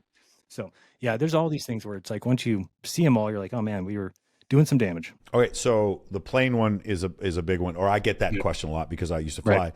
The one about refraction we've already gone over. The other one are the flight paths in the southern hemisphere, how the times don't make up. And Dave, his thing was that the planes were supersonic and that there were jet streams of 1,000 miles in one direction and 1,000 miles in the opposite direction. That was my big win when I said that nobody in the plane would know, and then you asked them, and I was like, yes, I got Michael. But it doesn't mean anything, right? It's just and again, those planes. So the other parts about that is that the plane is not designed to do that. So while nobody in the plane would know, but okay. Then somebody had to lie about the plane design because they would have to be designed to do that. Yeah, if you took a 747 past 660 knots, it would break apart. Yeah, or it would be damaged significantly. Right. So this is kind of the, and you didn't know it at the time. It's not like a tactic I was using, like I'm going to say this. So it's the arguing point, and I've known that a plane could go supersonic and nobody in the plane would know because you're moving past it faster. It would be left behind you. But so it's just like. That's what those got yous. I don't know if you've seen where Dave Weiss does this one where he's like filming the clouds from the ground and he's like telling people it's the ISS. Yeah. He's like, how is there no land here? And they like giving him an answer. And then he flips the camera around to show that he's actually on the ground looking at clouds. It's like, that's so rude because you're setting up a optical illusion and telling people like, why is there no land here from the ISS? Well, then they immediately think so it's just like all these little tactics that are underhanded and not true and not proof of anything. But there is a proof now. So people can know that that's what I want to get across to people. That you can figure it out on your own. You can just watch the sun. You can go down to Punta Arenas where we were and see that the sun goes to the left when it's supposed to go to the right. It's easy to figure out. The other big one was that if the moon was a projection on a dome, then if you were at different places in the dome, you should see the moon not be a circle. It should change into an oval shape. That was a big one for Dave, is that like the idea of a projection on a moon and you couldn't tell what you were looking at. Well, yeah, then the moon should change shape, but we always see the same face of the moon because it's an object that's 238,900 miles away. And it doesn't rotate. It's tidally locked to us. The moon used to rotate, but because the Earth's gravity wore down on it, it eventually rested at one spot where and you can actually see like maybe 10 to 15% more than half because it kind of gyrates back and forth. I forgot what they call the name of it. Lunation or something like that. But you can actually, if you take a time lapse, look at a time lapse of the moon, and you can actually see a little bit more of this side, a little more of that side. So that's pretty cool. For sure. But it's always a circle. That's the thing. It would change shape if it was a projection on a two-dimensional, firmament or dome or something like that. And that one thing I want to say about that guy, Nathan Thompson, Oakley? who is Thompson.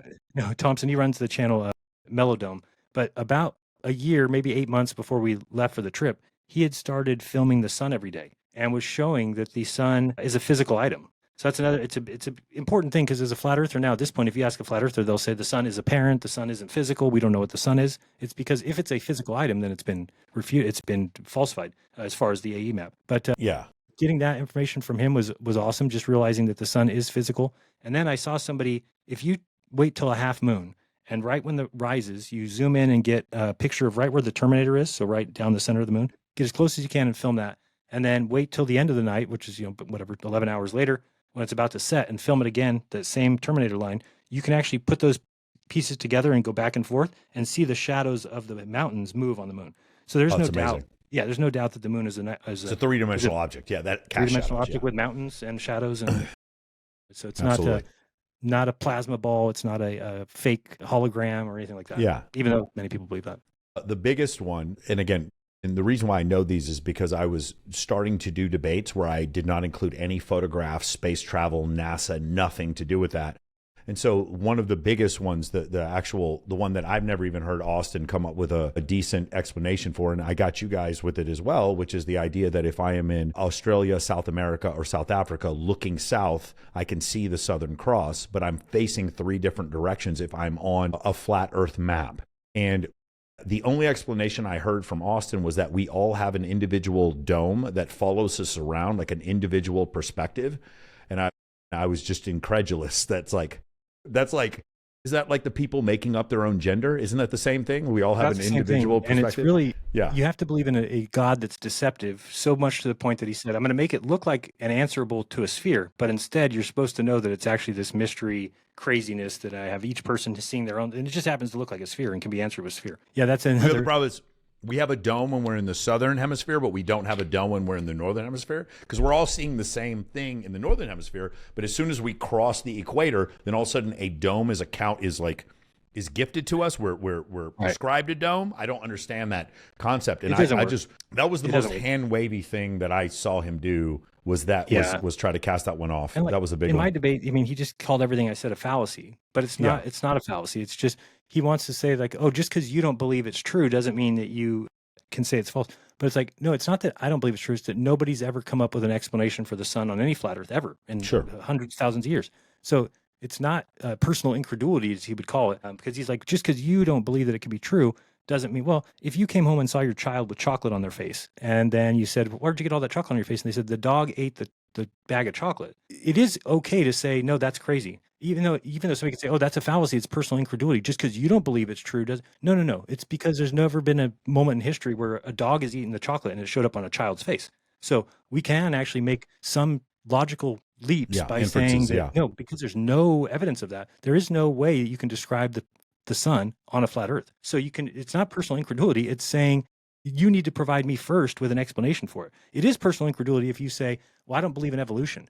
And you're like, because there is people out there that will explain to you evolution. So that's the difference. There's nobody who can explain to me how the flat Earth sun works. So that's why it's not personal incredulity. There's nobody who can explain it. So it's okay to say, I don't believe that because it's never been explained. So that's what I thought. Well, idea with fallacies drives me crazy. What I thought was near the end of the debate between you and he, because again, I think that debate is so fascinating because I feel like it's the cutting edge of like the people still holding on and then the people who've come to the realization. And so one of the things is near the end of the debate, he tries to get you with this gotcha moment. You don't believe the earth is in motion, do you? Do you remember that part? And he's like, because that's the guy, because now it's like, well, now it's not Occam's razor because now you have to believe in a sun and a galaxy and all this other kind of stuff.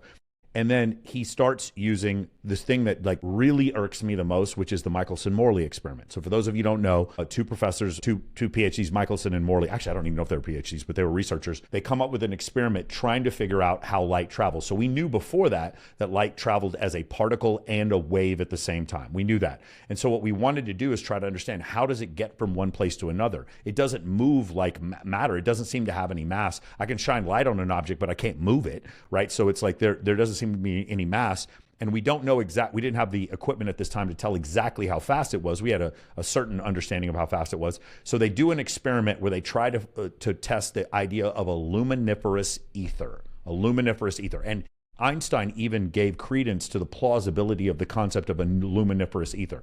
So they do an experiment, and the experiment has a null result, meaning they show that through a luminiferous ether, the Earth isn't moving. But that's the way Austin sees it. So the way we were able to disprove or replace the hypothesis of a luminiferous ether was that we started observing the moons of Jupiter as they were orbiting Jupiter, and like Ganymede, they're very easy to see. You could see them. Galileo could see them in 1601. The moon Ganymede is massive. It's bigger than the planet Mercury. So we were able to watch them. If light is a constant, as Jupiter moves away from the Earth, then you should see the moons late to their predicted position. And if the Jupiter is moving towards the Earth, they should be ahead of their predicted position. And that's what we saw. And that's when we knew for the first time light is a constant, and that light travels at a constant speed, and that it doesn't go through a luminiferous ether. And then that's the end of that whole luminiferous ether argument. Austin Whitsitt skips that whole thing. And instead of what he does is say the findings of the Michelson-Morley experiment is that the Earth does not move at all. Well, no, it's moving through a medium that doesn't exist. If you try to measure the movement through a medium that doesn't exist, you get a null result. You don't even get a motionless result. You get a null result. And so he completely bastardized his argument. And it's one of the main things that he goes over to show that the Earth isn't moving. It isn't in motion. And I was just curious, your beliefs, let's extrapolate from the Earth being round. What are other things in, say, for instance, the traditional physics model that you are starting to believe in now? Oh, I mean, or maybe not believing. Yeah, most of it. Okay. Yeah, I wouldn't even be able to name something off. I mean, like if somebody said, "Do you believe in the Big Bang?" I would probably say, like, I mean, that's theoretical. It's I don't really see an importance to it that I need to believe in it or not. But what comes with the sphere Earth is then all of a sudden gravity makes sense. All of a sudden orbits make sense. All of a sudden satellites make sense. So all that stuff definitely. The distance of the sun seems to work, obviously, with the 93 million miles. So there's enough right about it that And for me, I never wanted to be an Earth major. I didn't want to, once I thought we were being lied to, I think I'm protecting people and trying to help people by saying the Earth's flat. Now, once I realize I'm wrong, I don't need to be in that sphere. So people are all asking me, like, how do you explain this? How do you explain it? It's like, I don't really need to. People are like, so what do you believe in dark matter and dark energy now? I'm like, that is like high level physics that the people who went to school for it for years are working on. Not for me, right? So it doesn't matter to me. I mean, it really doesn't. It's like, no, I don't believe in it. I don't think that theoretical, the stuff that we can't see is being observed. So it's just, that's on them though. So to me, it's just the Earth is a sphere, and once you know that, that was my goal. And then once you realize you're not being lied about that, well, then it doesn't make a lot of sense you'd be lied about the other things. So when you think you're being lied about the shape of the Earth, well, then everything that goes with it has to be a lie, because otherwise it's all basically building up that idea. So yeah, for me now, I don't. And again, I was even somebody who said I don't believe we went to the moon, but I was working with Dave McKeegan a couple of shows. We did like 3 or 4 shows in a row, where he basically said, "Bring me the evidence that we didn't go to the moon." And what I realized is, I don't think I would argue from the position that we went to the moon at this point, because I don't think I wouldn't have the knowledge or the evidence of that. But I certainly would never argue that we didn't go, because there is no evidence that we didn't go. Like, for instance, anything that you could bring up has an answer from NASA and from the space agencies. If you're willing to look, it does.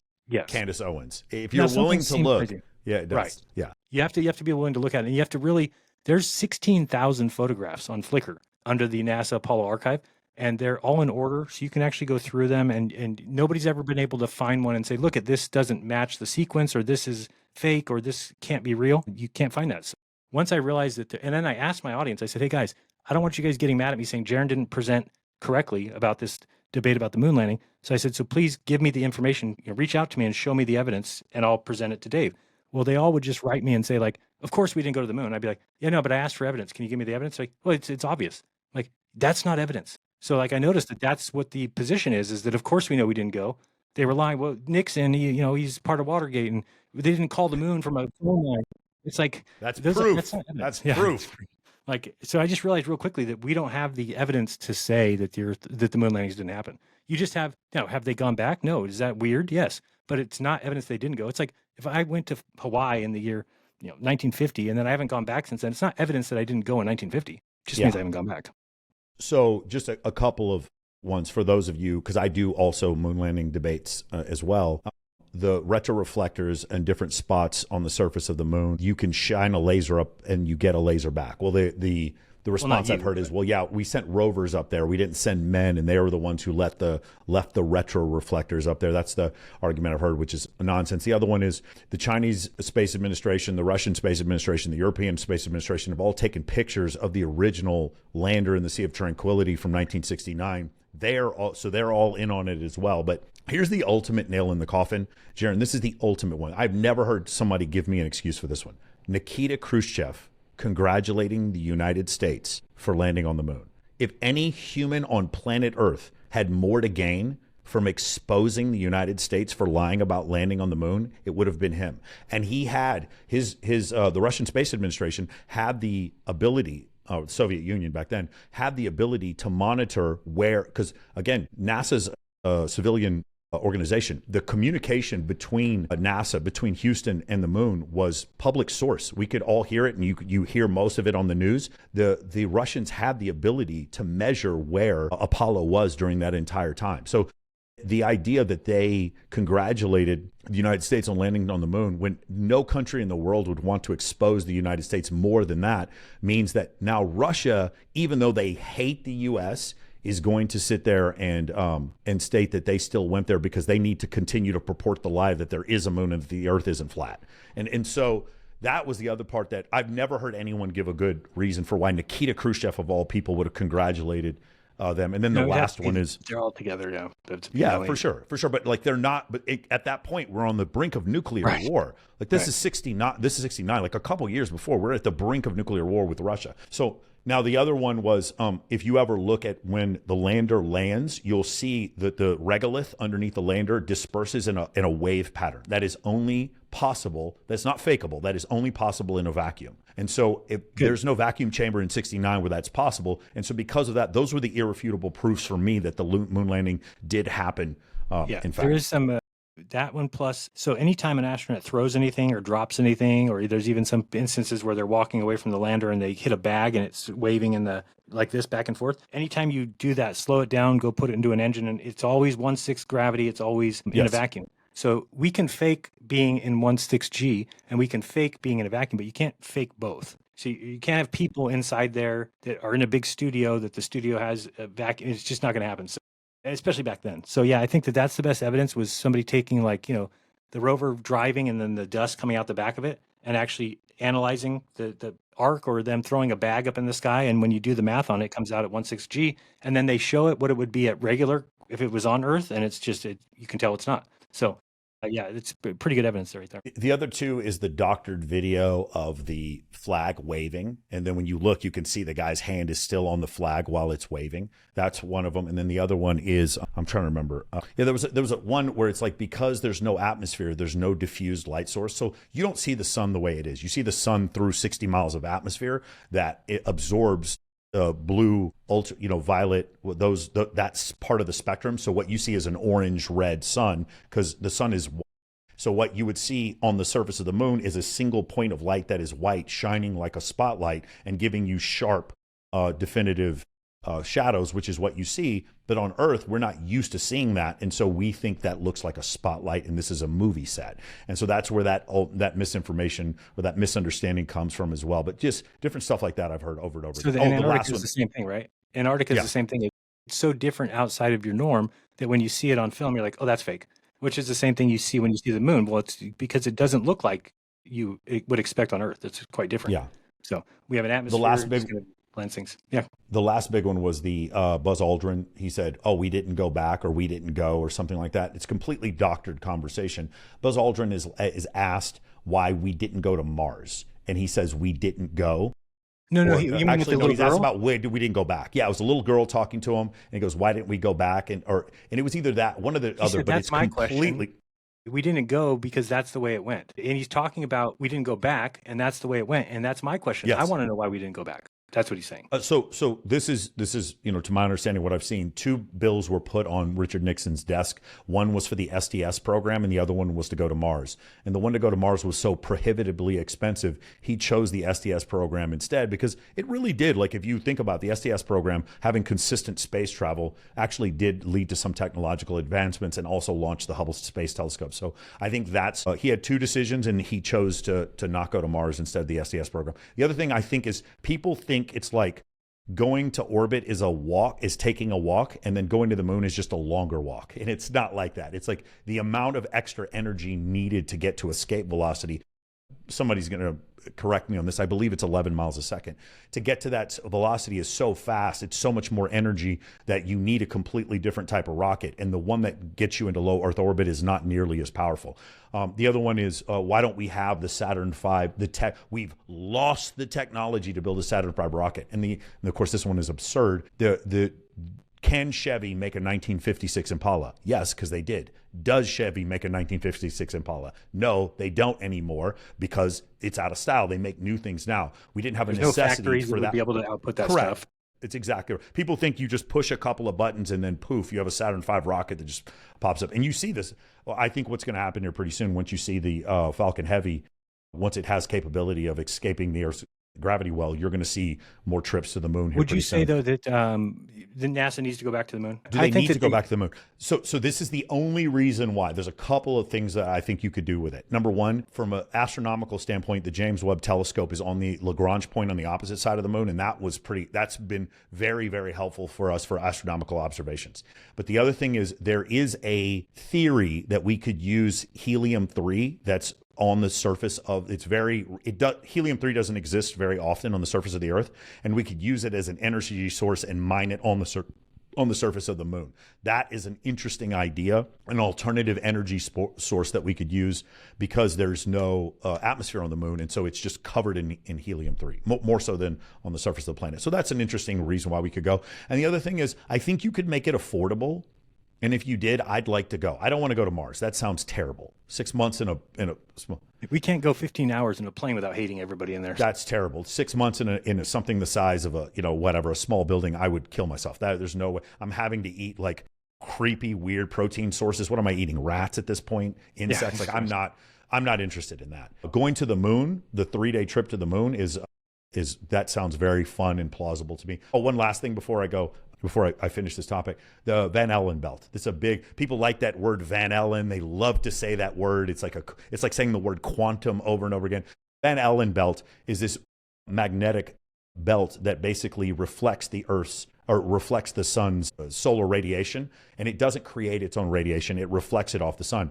And the way that the astronauts solved for it, first off, it was vastly overrated how much radiation was there. Number two, the Apollo missions went through the thinnest part of the belt. So there's two belts. One of them is like 3,000 to 8,000 miles. I could be wrong on this. The other one's like 8,000 to 30,000 miles.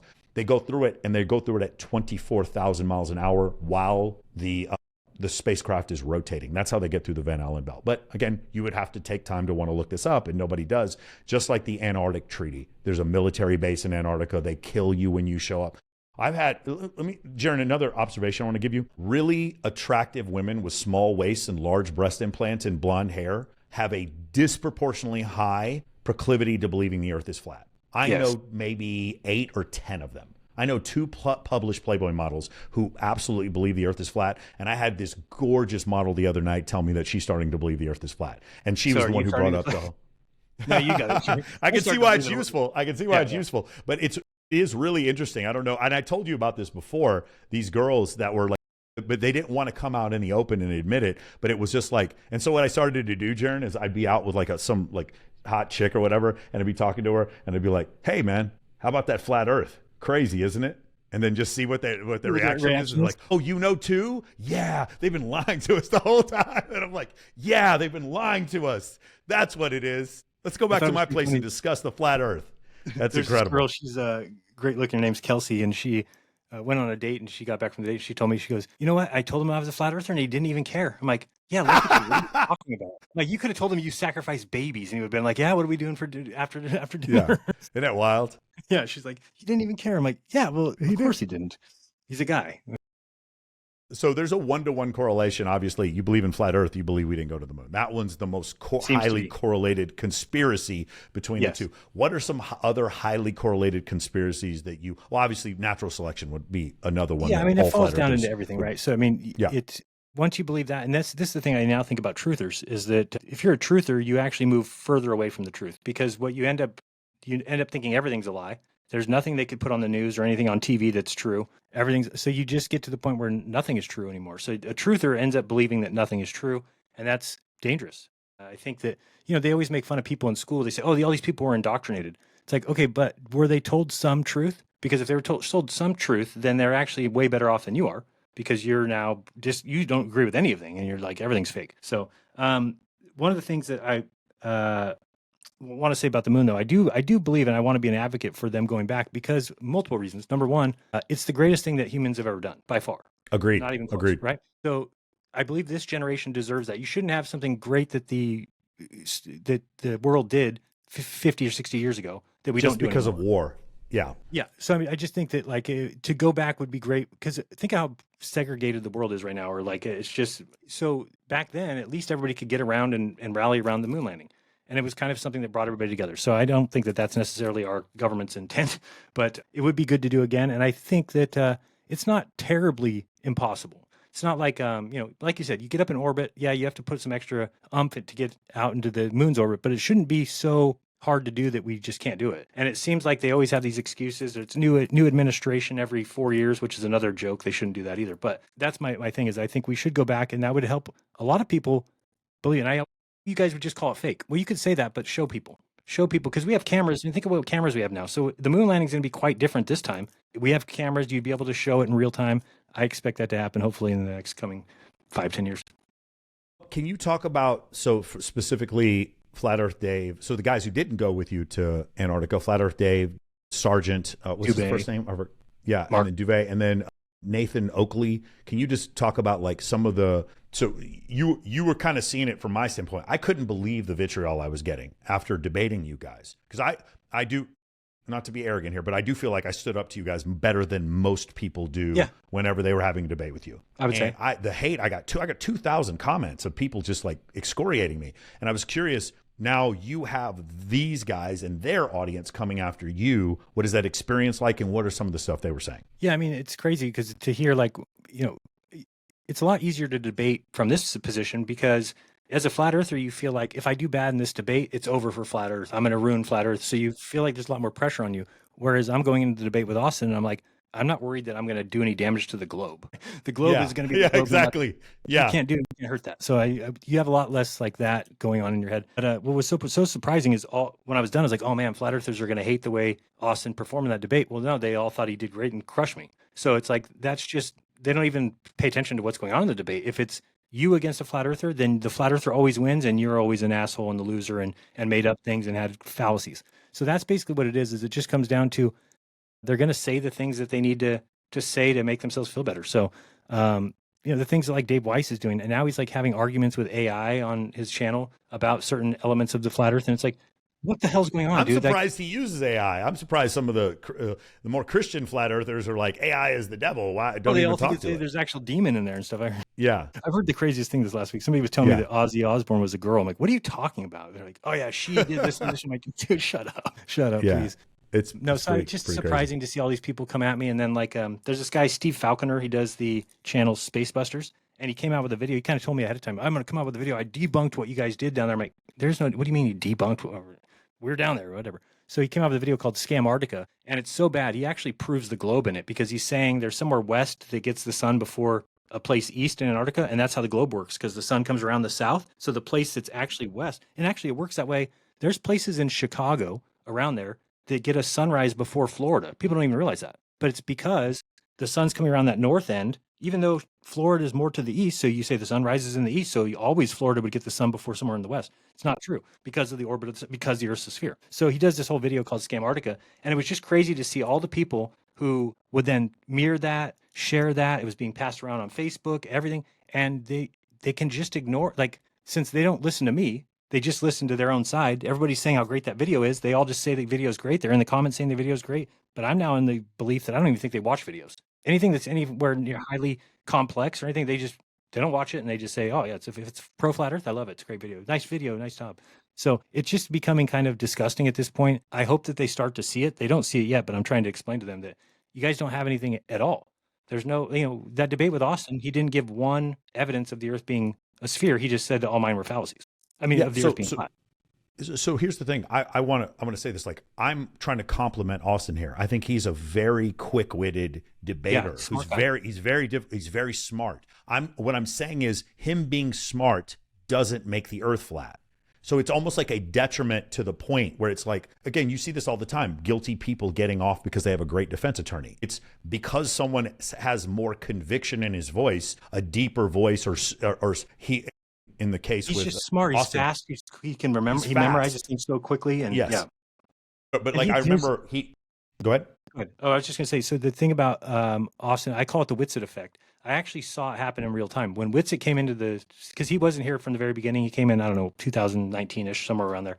And when he came in, you can almost see people check out because, oh, he's got this, right? So since he's so good at debating, I don't need to worry about it anymore. So a lot of creators didn't worry about that anymore because now he's got it. And I think people listening are strong in their opinion that the Earth's flat because somebody smart like Austin is able to articulate it so well. So I call it the Whitsitt effect. I think it kind of does detriment everything because it now creates a world where people think, well, he's so smart and he's so good at debating this that it must be true, which like you said, it doesn't mean anything. Well, that goes back exactly to my point, which is the idea that because he's good at debating, then therefore we need to look back and his ability to be a great debater doesn't make what he believes true. So let's just say the Earth is flat and he's a great debater. It doesn't mean that because, I'm not saying the context of what he's saying or the substance of what he's saying, because he's a great debater doesn't make the Earth flat. And because he was a poor debater, like I've seen him steamroll people, it doesn't make them wrong. I think that's a really important distinction. Yeah, it's important because even people like myself, I would think back to some debates I saw with him and he did so well that I was like, just more confirmation that we're right. So yeah, he's just destroying these people. And even I did an interview on my show where he interviewed he debated a PhD guy and like he made him look foolish and got the guy to admit, oh no, we don't know this. And oh yeah, okay, maybe we're not moving. So you're like, okay, but it doesn't, at the time I'm looking at it as like, oh, Austin killed this guy. Now I look back and I'm like, you're exactly right. It didn't, just because somebody can debate well doesn't mean that that's the facts. So let's go into this. Like most guys who spend their whole life getting a PhD in astrophysics, that is not a sexy job. No. You're not also an articulate debater, right? And some of these guys, they're just not particularly good looking. They're not particularly articulate. And so you put them, and this is the part that I think a lot of people misunderstand. If like, for instance, we were just doing a mock debate and it was me and Jaron versus any two normal physicists, and we were on the pro flat Earth side, we'd kill them because they don't, because it's the team that just is throwing touchdown passes on every possession, and you're trying to keep up. And you can't play defense, and you're just trying. That's what it's like debating them. And until you see it, you don't understand it. And then when you do see it, you're like, oh. This is why this is so dangerous, because when they get into these debate forums where they should be getting crushed because they're objectively incorrect, they're winning. And because you, Neil deGrasse Tyson or whoever, don't want to debate them, they still run roughshod over everyone who does. And then again, I understand why Neil deGrasse Tyson didn't want to debate them, because that's not his thing. He would literally, if you want to get ready to debate a flat earther, you need to practice 4 times a week. Think how bad it would be if he did. Think of how bad it would be if he debated Whitsitt on like live TV, prime time. And I think totally that's agree. why it is fun. Yeah, I totally agree. If Austin Whitsitt debated Neil deGrasse Tyson, and then those guys are ready. The flat earthers are ready. They've already heard all of the globe explanations, and those guys aren't equipped to basically. They've never even heard flat Earth stuff. So when you give them one of the flat Earth, they would need time to look into it and figure out why it's wrong, not just spur of the moment, be able to come back and say, no, this is why it's wrong. So you have the upper hand as a flat earther of having already heard everything from the globe side and knowing all the flat facts. Somebody on your side, and now you did more research than most, but most people go into it thinking this is so easy, but they do no research on the flat side. And then they say things like, well, how is it night and day at the same time? And then a flat earther explains it easily, let the sun go, and then is able to come back and make you look bad. So yeah, it's scary because you don't want, I've noticed that it's going to continue to grow. And I think it's because, like you said, they're in the debate. I don't think they should be allowed in the debate. That's the problem, is that if you're in a debate with something, then it's like you're on equal standing or that there's equal evidence. The flat earth has no evidence, no map, no model anymore. Right. Really, even I kind of agree with Neil deGrasse Tyson. There's only bad that can come from debating a flat earther on TV like that. Yeah, a lot of people, and Neil deGrasse Tyson, if he heard this, would disagree. But I'm sorry, brother. If you debated Austin Whitsitt and had not spent at least 30, 40 hours going over refuting every single one of his deals, he was going to embarrass you. And dude, there's no doubt. If I could bet on it, I would bet. And all that would have done would create tens of thousands new flat earthers. Correct. Very similar to what Terrence Howard did when he goes on Joe Rogan and he starts spewing his nonsense about gravity not being real. And then I could keep thinking like, I can't get on Joe Rogan, but Terrence Howard is saying that the earth is flat.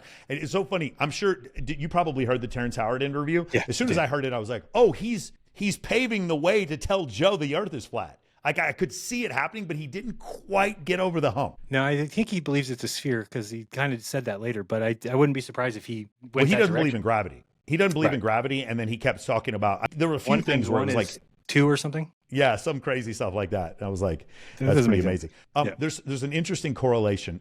Oh, the other thing I want to bring up is I've debated women who are feminists. And there are some feminists who do some research, but most of them don't. Whenever I debate them on intersexual dynamics, they come in here and they do not conceive of the idea that they could be wrong. And so I debated one woman and it was so terribly bad. I was like apologizing by the end because I had embarrassed her so badly. And then she took the video down because all the comments were just excoriating her. It was really, really bad. And it had, like, for instance, pay wage gap. If you do the math, you can see pay wage gap is actually a childbirth gap. It's completely been debunked. They take lesbian couples, and when the lesbian member who does not take care of the child goes to work, she has the exact same career trajectory as a man who does not take care of the children. So so anyway, stuff like that, she had no argument for. She was like, well, it's men creating patriarchy. And I was like, well, 43% of households are single family with a mother. And then then it's like 80% of primary education is females, but it's men who are programming men to be evil. That doesn't make any sense. So stuff like that. And it was a similar situation where it's like when you see these physicists come on and try to debate a flat earther, they just assume they were right. They took for granted a lot of the stuff they believed in, and then they would just get mollywopped. There was one point, though, Dr. Richard Reeves made to me. He's a professor of the Brookings Institute, and he wrote a book called Of Boys and Men, and he was writing back and forth about how men are falling behind in education. About 60% of college enrollees are female, and in a lot of places, the lot of places like certain metropolitan areas, women under 30 are making more than men, meaning women who haven't had children yet are making more money than men in a lot of these cases. And then this one guy hits him up and he goes, did you see the American Psychological Association said that traditional masculinity was harmful? And here Dr. Reeves is a liberal, and he's like, that's absurd. There's no way the American Psychological Association could do something so stupid as say that. Then he goes and looks, 2018 article. Sure enough, that's exactly what the APA says. Wow. And it makes the APA look dumb. And it reminded me very much of what happened to you with Beyond the Curve. It's like Dr. Reeves went on and finished his book because he was like, dude, if they're going to lie about this, what else are they willing to lie about? You said same thing. So in Beyond the Curve, there's this thing where the documentary tries to do a gotcha moment against you, where you say the word interesting because you had a result. And even though now that you know that the earth is round, what you saw at the time when they filmed interesting was not what was actually going on. No, it's because I said interesting because we were measuring whether we saw it at the certain height above or 6 feet below that. And so we had already done the observation of it at the high point and didn't see it. So I expected to see it at the low point, which would be a flat earth evidence. But when we didn't see it, I'm like, oh man, hold it above your head, Enrique. We can't see the light. And when he holds it above his head, now we see the light. And I say, interesting. Well, if you think about it, somebody who's have a light at their chest and then holds it above their head, that's only 2 feet difference. So it went from basically 17 feet to 19 feet. And they made it seem like it was 23 feet, but we didn't see it at 23 feet. So it was just a misrepresentation of the experiment done in a way for movie effect. And I even tried to go to a lawyer, and the lawyer said, but is that scene real? Like, yes, I really looked in the camera and said, interesting. He's like, yeah, well, that's why they did it that way. By not saying at the end of the movie, Jaron proved the curve, they used artistic expression to kind of give the illusion. So yeah, to me, that just immediately made me say, okay, so for this movie to prove that the earth was a sphere, they had to lie about my experiment, made it look like I proved that. But everybody who was there's about 20 people at this experiment, we all walked away saying nothing was proven. So that was really the conclusion, that we actually saw things, and it was a refraction thing. Again, you're looking at light, so it's bending, it's going, and you're only looking at 4 miles, so it's pretty close. It's just a difference of 6 feet. So yeah, so that was a big one for me that I was able to walk away from. When I saw them misrepresent it, it made me into more of a flat earther. That's my point. It made you more of a flat earther because they were willing to lie about you. Like, what else are they willing to lie about? I remember similar situation. Dan Rather going on the news and saying that he had proof that George W. Bush had been delinquent for duty when he was in the Air National Guard, and that was completely debunked. And I remember it was one of the reasons why I voted for him. I was like, well, if they're willing to lie about that, what else are they willing to lie about, right? So another thing I thought was super amusing is that you lost fans when you said that Katy Perry went to space. Well, I mean, they're already mostly gone before that, but they were able to, because that's what they love to do, right? So there's those certain trigger words. Like if you tell somebody, oh, that guy thinks we went to the moon, immediately the flat Earth audience hates you. It happened to, I'm trying to think of the guy, not Matt Barnes. What's the guy's name who does the show on YouTube? Matt, the guy that did What is a Woman? Can't think of Matt. Matt Walsh. Matt Walsh, thank you. He came out one time and said he thinks we went to the moon, and he just got the same thing. Thousands and thousands of people talking mess about him. And he kind of wasn't prepared for that either. He just said, well, I think we went to the moon, and everybody. So it's like one of those trigger things. And one of those things was when Katy Perry went up, because there's like a thing at the end where they go to open the door from the inside, and they're like, oh no, wait for Jeff to open the door. So then they close the door. And then when Jeff goes to open the door, it kind of just like falls open because it's already unlocked. And then all the flat earthers said, oh, it's a fake door, fake, so they didn't go to space. But it's like, dude, that's really just a glorified carnival ride, first of all. It just is, it's like a bungee jump. They throw people up 60 miles high and then they float down. So it's like, they just look so ridiculous saying it was fake. There's no evidence of it being fake. There's people there. You can watch it come down. It's like clearly real. And yeah, when I said that, I got all kinds of shit from the flat earthers. Like, oh, he even believes, he's definitely a shill now. He believes Katy Perry went to space. I'm that's a real event. The other one that catches, go ahead. Yeah. I was just gonna say they didn't even realize. I mean, it's like they didn't realize that already a bunch of those crafts have gone up with people in them. So they just like waited for this one, and then it's just like so stupid. There's been people since then that have gone. They didn't like that you said that because then it gives credence to the idea that Katy Perry accomplished something, right? And people don't like that idea. Just, for those of you who don't know, she went 62 miles into space. Now, is it space? Well, if you and I were up there, we'd freeze to death and we'd suffocate. So yes, from that standpoint, there's very few air molecules. It is space, but it's not enough to get into low Earth orbit. It was just like you said, it was a huge and you shouldn't call them astronauts. They're not astronauts. Yeah, that part is ridiculous. I think to me, the line is 265,000 miles. If you can get above, not 265,000 feet. That right there, because that's the point at which, this is another gotcha moment. You can't see the curve until you're at 265,000 feet. And so there you have the guy in the Red Bull balloon who's like looking through the fisheye lens.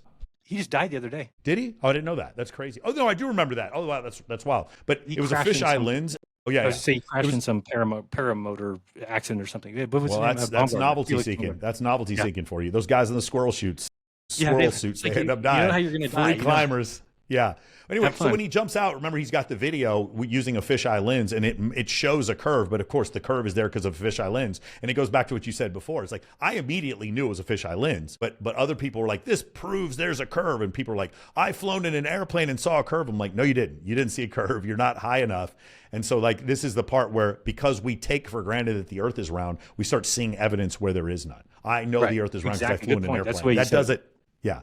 But you see evidence where it's not, because that's what I always heard from people is that people would, I saw it from a plane and it would be like, well, no, even Neil deGrasse says you wouldn't be able to see it from that height, but you think you saw it, but then that does damage, because then a flat earther can grab that, show the Neil deGrasse Tyson thing saying you can't see curvature from that high, and then you can just call the glober a liar and this guy. So yeah, that's a problem. It's better if you don't know about the earth to kind of keep your mouth shut a little bit, because otherwise you can end up doing more damage than you want to, for sure. Okay. I'm going to ask you a question. This is going to trigger a lot of people. Okay. Oh, we know that in around 2015, that other countries were interfering on social media with our elections. We know of situations where there were, they would take, like, for instance, a pro-Palestinian, anti-Palestinian organization, and they'd put them across the street from each other. Basically, the whole organization was run by a guy in China or run by a guy in Russia. Do you think there's any possibility that people in Russia, knowing of a lot of the science illiteracy that we have in this country, tried to take advantage of it, and they were the ones who began this flat earth wave back in 2015? I mean, I would even go further than that and say I even think it could be somebody from this government, because as we know, they love us to fight, right? So blacks versus white, it just only does good for the government because it creates the need for a government if you have people that are hating each other and all this stuff. So yeah, it could be foreign government, but I think that I wouldn't even be surprised if it was started by somebody here. But I do think it is kind of a psyop. There's some things like the Stephen Hawking faked experiment where they use CGI. It's just so dumb. You would never do that. The other thing is that the reason I got into it so heavily was because there's a South Pole webcam site. And when you go there, there's 15 years of footage and they don't have one complete day. It's just all half days. And so it really, when the 24-hour sun in the South proves that we're on the shape of globe Earth, and then you go down there and they don't have one video of it. And I even emailed them and say, hey, why don't you have a video? And they're like, oh, we don't have enough bandwidth. I'm like, but you're uploading half day every day. I said, wait a day and upload a whole day so we can see the sun go around. And so I do think that that might be on purpose, that it doesn't make a lot of sense to me that we just wouldn't have that. Like, for instance, if we had a camera at the South Pole, or not even the South Pole, even where I was, Union Glacier, that just followed the sun every day and was on a website that people could go look at. Think how easy it would be to teach children, to show somebody who says the earth's flat. Nope, but they don't do that. So those are, again, it's not my place to say who should do what with money, but something like that would cost $50,000, and that's like one, NASA makes, I think it's $75 million a day. So, I mean, it would be so easy to pay for something like that. It just surprises me that we don't have that, because it would kind of end the conversation. Sure, would there still be people that are flat earthers? Of course. But would there be a lot less? Yes, there would be a lot less. documentarian for Candace Owens that went with you, his position afterward is that the earth is flat. Is it round? And then what about Candace Owens? So Candace Owens is a producer, went with us, but not okay. A producer. Sorry. Yeah. So he believed that the earth was a globe and still does. There was the documentarian, I guess he's friends with that guy. Jonathan is his name, Mariandi. I think he kind of definitely sees the errors or the flaws in flat earth. We'll have to wait to see for the documentary. I don't think the documentary is supposed to be more of a personal piece about what happened to us when we got back, as far as everybody then calling us fake. I'm so fascinated by this. Yes. Yeah, it's going to be great. That documentary should be out pretty soon. The trailer's out, but I would say probably a month. And it'll be out. Yeah, so that's incredible. Cool. Yeah. So I would think that, that's I don't know what his real belief is. I know Austin still. Now, the girl that went with us, she has announced publicly that she's no longer a flat earther. So that's a step in the right direction. It's the very first thing I said when I got back is I said, I'll no longer consider myself a flat earther. I didn't call myself a glober for another week or two. Yeah. I will say this. Globe shield. A lot of people who are watching this, because we discuss evolutionary psychology on this course, in this channel most of the time, and then we discuss intersectional dynamics and a little bit of economics and stuff like that. The reason why I wanted to do this, because I get this question all the time, like, Michael, why did you take the time to do this? Well, part because I am a debater. I also studied astronomy in college, and I was an aviator in the military. So I had a unique perspective on this. I had done celestial navigation at nighttime during survival school. I understood that the stars were in a place for a reason. And so I wanted to bring that perspective to this debate. That was the first reason I did it. But the second reason why is because I'm a self-help coach. And one of the things I tell these guys is that you have a burden of performance, and your burden of performance can only be based in objective reality. If you don't believe in an objective reality, then you can become a victim and stay a victim forever. But if you do believe in an objective reality, for instance, Johannes Kepler measuring the movement of the planets, which then led to Isaac Newton creating a formula for gravity in Principia Mathematica, or James Clerk Maxwell coming up with the idea for a photoelectric effect, and then Albert Einstein then using that to create or to invent general and special relativity. Those things, you have to stand on top of an objective reality. Different understanding biology, which then led to antibiotics, etc., those kind of things. And if you don't understand any kind of objective reality, maybe you don't think it's moral. Like, for instance, pretty soon we're going to come up with human cloning, people dating robots, etc. I'm not talking about the morality of it, but if you don't understand the objective reality, you can't move forward. And if you're a man watching this and you run a business, you have a family, whatever, even though your kids can believe in Santa Claus and your wife can believe in astrology, you as a man have to stay in the realm of objective reality, or you lose all your money, you lose your clients, you lose your health, you lose your business. So hand waving saying that God will handle it, it says in the Bible, he who puts his hand to the plow while looking back is not fit for the kingdom of God. And King Solomon prayed for wisdom. So even if you're a Christian, the idea of you being ignorant, going through the world ignorant, is not what God wanted for you, right? So for those of you who are atheists, forget everything I just said. Those of you who are Christian, hear what I just said and understand. Let me say this again. There is nothing in the Bible that says that the earth is flat. So one last thing I want to go over real quick, Jaron. Somebody is on the brink. I've heard a lot of people, they tend to believe in other conspiracies that are now open to the idea that the earth is flat. Can you say, what's a couple of things that you would say to them very quickly to kind of dissuade from that? Disabuse them of that notion. I would say that the entire, everybody you know in the world is at a location that's mapped on the sphere. So if you have doubts about the sphere being true, all you would need to do is show where some of those locations don't match the sphere predictions, but they all do.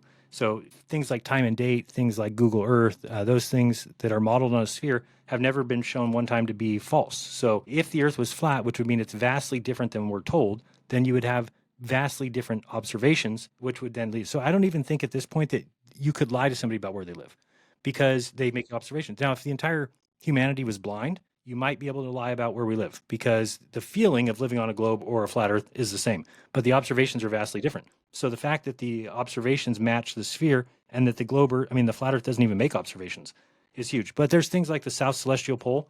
I saw that. It stays stationary in the sky. It's the opposite of the North Celestial Pole, 180 degrees opposite of it. So that's one thing. The stars going the opposite direction. That only can happen on a sphere. And then here's another one that's very easy for people, is the South is a complete copy of the North. So if you go to 50 degrees north and watch a sunset on December 21st, and then you go 6 months later down to 50 degrees south and watch a sunset there, it'll be a flipped exact opposite image. It's a complete mirrored system. It's symmetrical. And so there is no flat earth that will ever be able to do that. And again, you can check out my channel, which is Jeranism. And, if you watch everything from December, basically everything I've been trying to do is show things that we learned when we were down there, things that we measured, things that we tested that show the shape of the earth. So there is no more question. If you are somebody, it's kind of willful ignorance. At this point, if you're a flat earth, now I get it that I've even said that you have a mental block. But I also, if I was sitting here, and let's say Dave Weiss went down there, and he went down there and came back and changed his mind, I'd be very interested in everything he had to say because he's been a flat earther for 10 years. Now, they've done the opposite to me. As soon as I started saying it, I even seen text messages between people that said, like, we're all blocking Jaron, we're all doing, so they wanted to make sure they didn't have to hear me anymore because I'm explaining to them why what we believe is wrong. So I'm saying, here's what we believe, here's why we're wrong, and here's the truth. Well, flat earth doesn't want to hear that. So that might tell you something. If you are on the fence, go listen to my last videos from December on, and you'll see why they block me. It's because they don't want to hear me tell them why the flat earth is wrong. And the flat earth is demonstrably wrong. It's laughably wrong. It's sad to say that because I was a part of it, but it is. Once you realize the South is not a lie, then the earth cannot be flat. So we went down. By the way, if a friend of mine had turned from globe Earth to believing in flat Earth, I would also find that interesting. I wouldn't block them. Right. That's because of the intellectual curiosity and intellectual honesty. And by the way, I've always been more fascinated. I've never been as fascinated with the physics because I never believed in it. I've always been fascinated with the community and the way the whole flat earth thing worked. And one of the most fascinating things was the infighting in the flat earth community, how people would call each other the most horrible names. Like the two of you both believe the earth is flat. Two different people will believe the earth is flat, calling each other the worst names, calling each other a shill. The two of you are in cahoots and combining your forces to fight against the matrix that believes that the earth incorrectly believes the earth is round, and yet you're calling each other the worst names I've ever seen. And I was wondering if you can comment on that, even before you left the flat earth community, how much infight. And by the way, not just that one, other conspiracies, it's like, I believe that they're hiding the Epstein files, but the reason why they're doing it is because they're trying to hide the lizard people that are in Antarctica. And just imagine if you don't believe that, everyone turning on you. That's essentially what it feels like. I think it's kind of smart, almost why it's by design or not, I don't know, but it's because if you convince people that they've been lied to about everything, then they immediately have their guard up. Okay, I'm being lied to about it. But then they even are watching their own side. So then if somebody has a slightly different belief in flat earth, you immediately think that even though all of our beliefs change every year, we all believe something different as we go along, we evolve. But flat earthers would just be like, if you say something different than they believe, they immediately then say, oh, you're controlled opposition, you've been sent into, and then it's almost like a battle for views too. There's not a huge flat earth community on YouTube. I mean, there's a good amount, but if you don't say anything or you don't cause controversy, then you'll lose that share of the audience. And these guys know that. So they try and so that's why 6 months before the trip, when I'm the one saying that, everyone just took onto that and said, okay, this is how you get views, is to mention Jaron's name, talk about Jaron, because my name is kind of known in that community. And when you're saying something about me, people are going to listen. So yeah, it's a problem because it's they have no humanity at all. And I used to say early on, this is 2016 or so, I'd say, oh, when you become a flat earther, you become a better person. As 2017, 18 came along, I realized, oh, no, you don't. So I stopped saying that. And then I realized you become a terrible person. Like you said, calling people pedos, go after their family, anything you can do to kind of gain accolades. It just was disgusting. Like, these people are not Christian. They're not even, it's like, what's scary is that for the Christians who believe the earth's flat, it's like the Bible, like you said, doesn't say the earth's flat. But they believe that so strongly that they go and they call people names and they judge people and they get involved. It's like everything the Bible really does say, don't do. So it's like you've like created your own Bible where you're like, oh, it's a flat earth Bible. And it doesn't even say that. And now you're willing to go and lie about people, and you're willing to call them Satanists, and you're willing to do all these things that the Bible says don't do because you think that they're like, it's just very confused. So people might even be losing their salvation over it, which is crazy. Yeah. Because you're becoming, and you're wrong. So that's the scariest thing, is to know now, looking at those people and seeing how wrong they are, and then seeing the actions that they take. It's very scary because you're like, how do I shake them and say you're wrong? So I get where you might be looking at me thinking the same thing 3 years ago, where you're like, how do I shake Jaron and tell him he's wrong? So now I'm in that position where, and what's even worse is I might have put them there. So at least you didn't put me into the flat earth and then have to come back and tell me I'm wrong. Whereas now, so they look at me like, we're not going to listen to you. And I get it. They shouldn't. They just saw me say that I'm wrong. So they're like, we're not going to listen to you. So that's a scary thing. But I keep going. I'm just going to do my part and trying to at least wake up as many people that I put in there. And then I'm going to have to make my escape, because you don't want to be involved in that community. It's toxic. Of course. Yeah. I mean, yeah, they've just done some crazy. I saw one chat where they were like all sharing links to some revenge porn that somebody released about me. It's like, You don't, it's like, it's illegal what you're doing. They don't even care about that. It's like all they care about is, this guy no longer believes in the flat earth, so now just screw him. It's just crazy what goes on. It's insane. I wanted to offer up, if you ever do another debate, and you want a co-host with you, I'm down to come do it. All right. I still have 50 pages of notes, and I also think it would reach a different audience, but I'd still love to do it because I think you have a unique perspective and probably would see holes that I don't even see if we were to do another debate. The same thing with moon landing deniers. The thing I want to bring up is one of the things that happened, again, when I debated Destiny on hypergamy, and when I debated, Jaron and Flat Earth Dave on whether or not the Earth is flat, and debates I've done on, like, for instance, voter ID or the pay wage gap or feminism or whatever. Whenever I do these debates, the first thing I assume is that I'm wrong, and that what can I do to rebuild my position from zero to prove that I'm right. The second thing I do is I always assume the person that I'm debating is smarter and more quick-witted than I am. And number three, I try to comment completely dispassionately, and I'm, like, grateful for them giving me the opportunity. And if you approach life like that, what I do whenever I talk to ChatGPT or these other AI models, I'm always looking for a way that I'm wrong. I don't say, hey, can you tell me how mate choice copying or hypergamy in women works? Can you give me an example how it might not work? That's usually, I start from a skeptical view. That's actually being a truther. Absolutely. Starting from the scientific method starts off with, you have a hypothesis and then you try to disprove your own hypothesis. But in order to do that, you have to go past your ego. Your ego doesn't want to disprove your own hypothesis, right? Awesome. Jaron, where can people find you? Yeah, Jeranism is the YouTube channel. That's where I'm at. You can go to jeranism.com as the website too. But it should be interesting because I kind of destroyed my channel. Obviously, if you have a big audience that's all flat earthers and then you tell them that you're all wrong and that you've been wrong for all these, you lose all those people. Now, did I gain some globe earthers that might want to watch me? Yes, but it's certainly not. So my channel's kind of tanking, but still going to do some stuff there. So hopefully stop by, check it out. And if you have somebody who's on the fence, I would send them my way because let's make sure they don't end up where I did for 10 years. I think you have probably one of the best channels for someone who was a flat earther coming out of it, even more so than, like, Professor Dave, like, insults people, right? So some of these other people who do this, I think they can turn a lot of people off. But if you have someone who's already in the flat earth camp, I think Jaron's channel is actually a terrific place for you to send them. I'm subscribed, and I'm going to send some people that way too. And hopefully watch this episode as well, man. Again, bro, anytime you're in Las Vegas, let me know. I'll take care of you, brother. Just let me know whenever you're in town. I appreciate it. For the rest of you guys, thank you guys for watching. I know this is way off the topic of what we usually talk about, but I really did want to go over the concepts of objective reality, how you can still be objectively correct and still lose an argument if someone's a more skilled debater than you. How good you are at talking about something doesn't necessarily make you right or wrong, and how you have a burden of performance, especially as a man. You have a burden of performance to continue to observe objective reality and live in objective reality, because if you live in this world where everything's about good energy and vibe and astrology, you never make payroll. You go out of business. You're not able to take care of your family. You have to live in objective reality. Thank you guys for watching, and I'll see you all next week. Peace.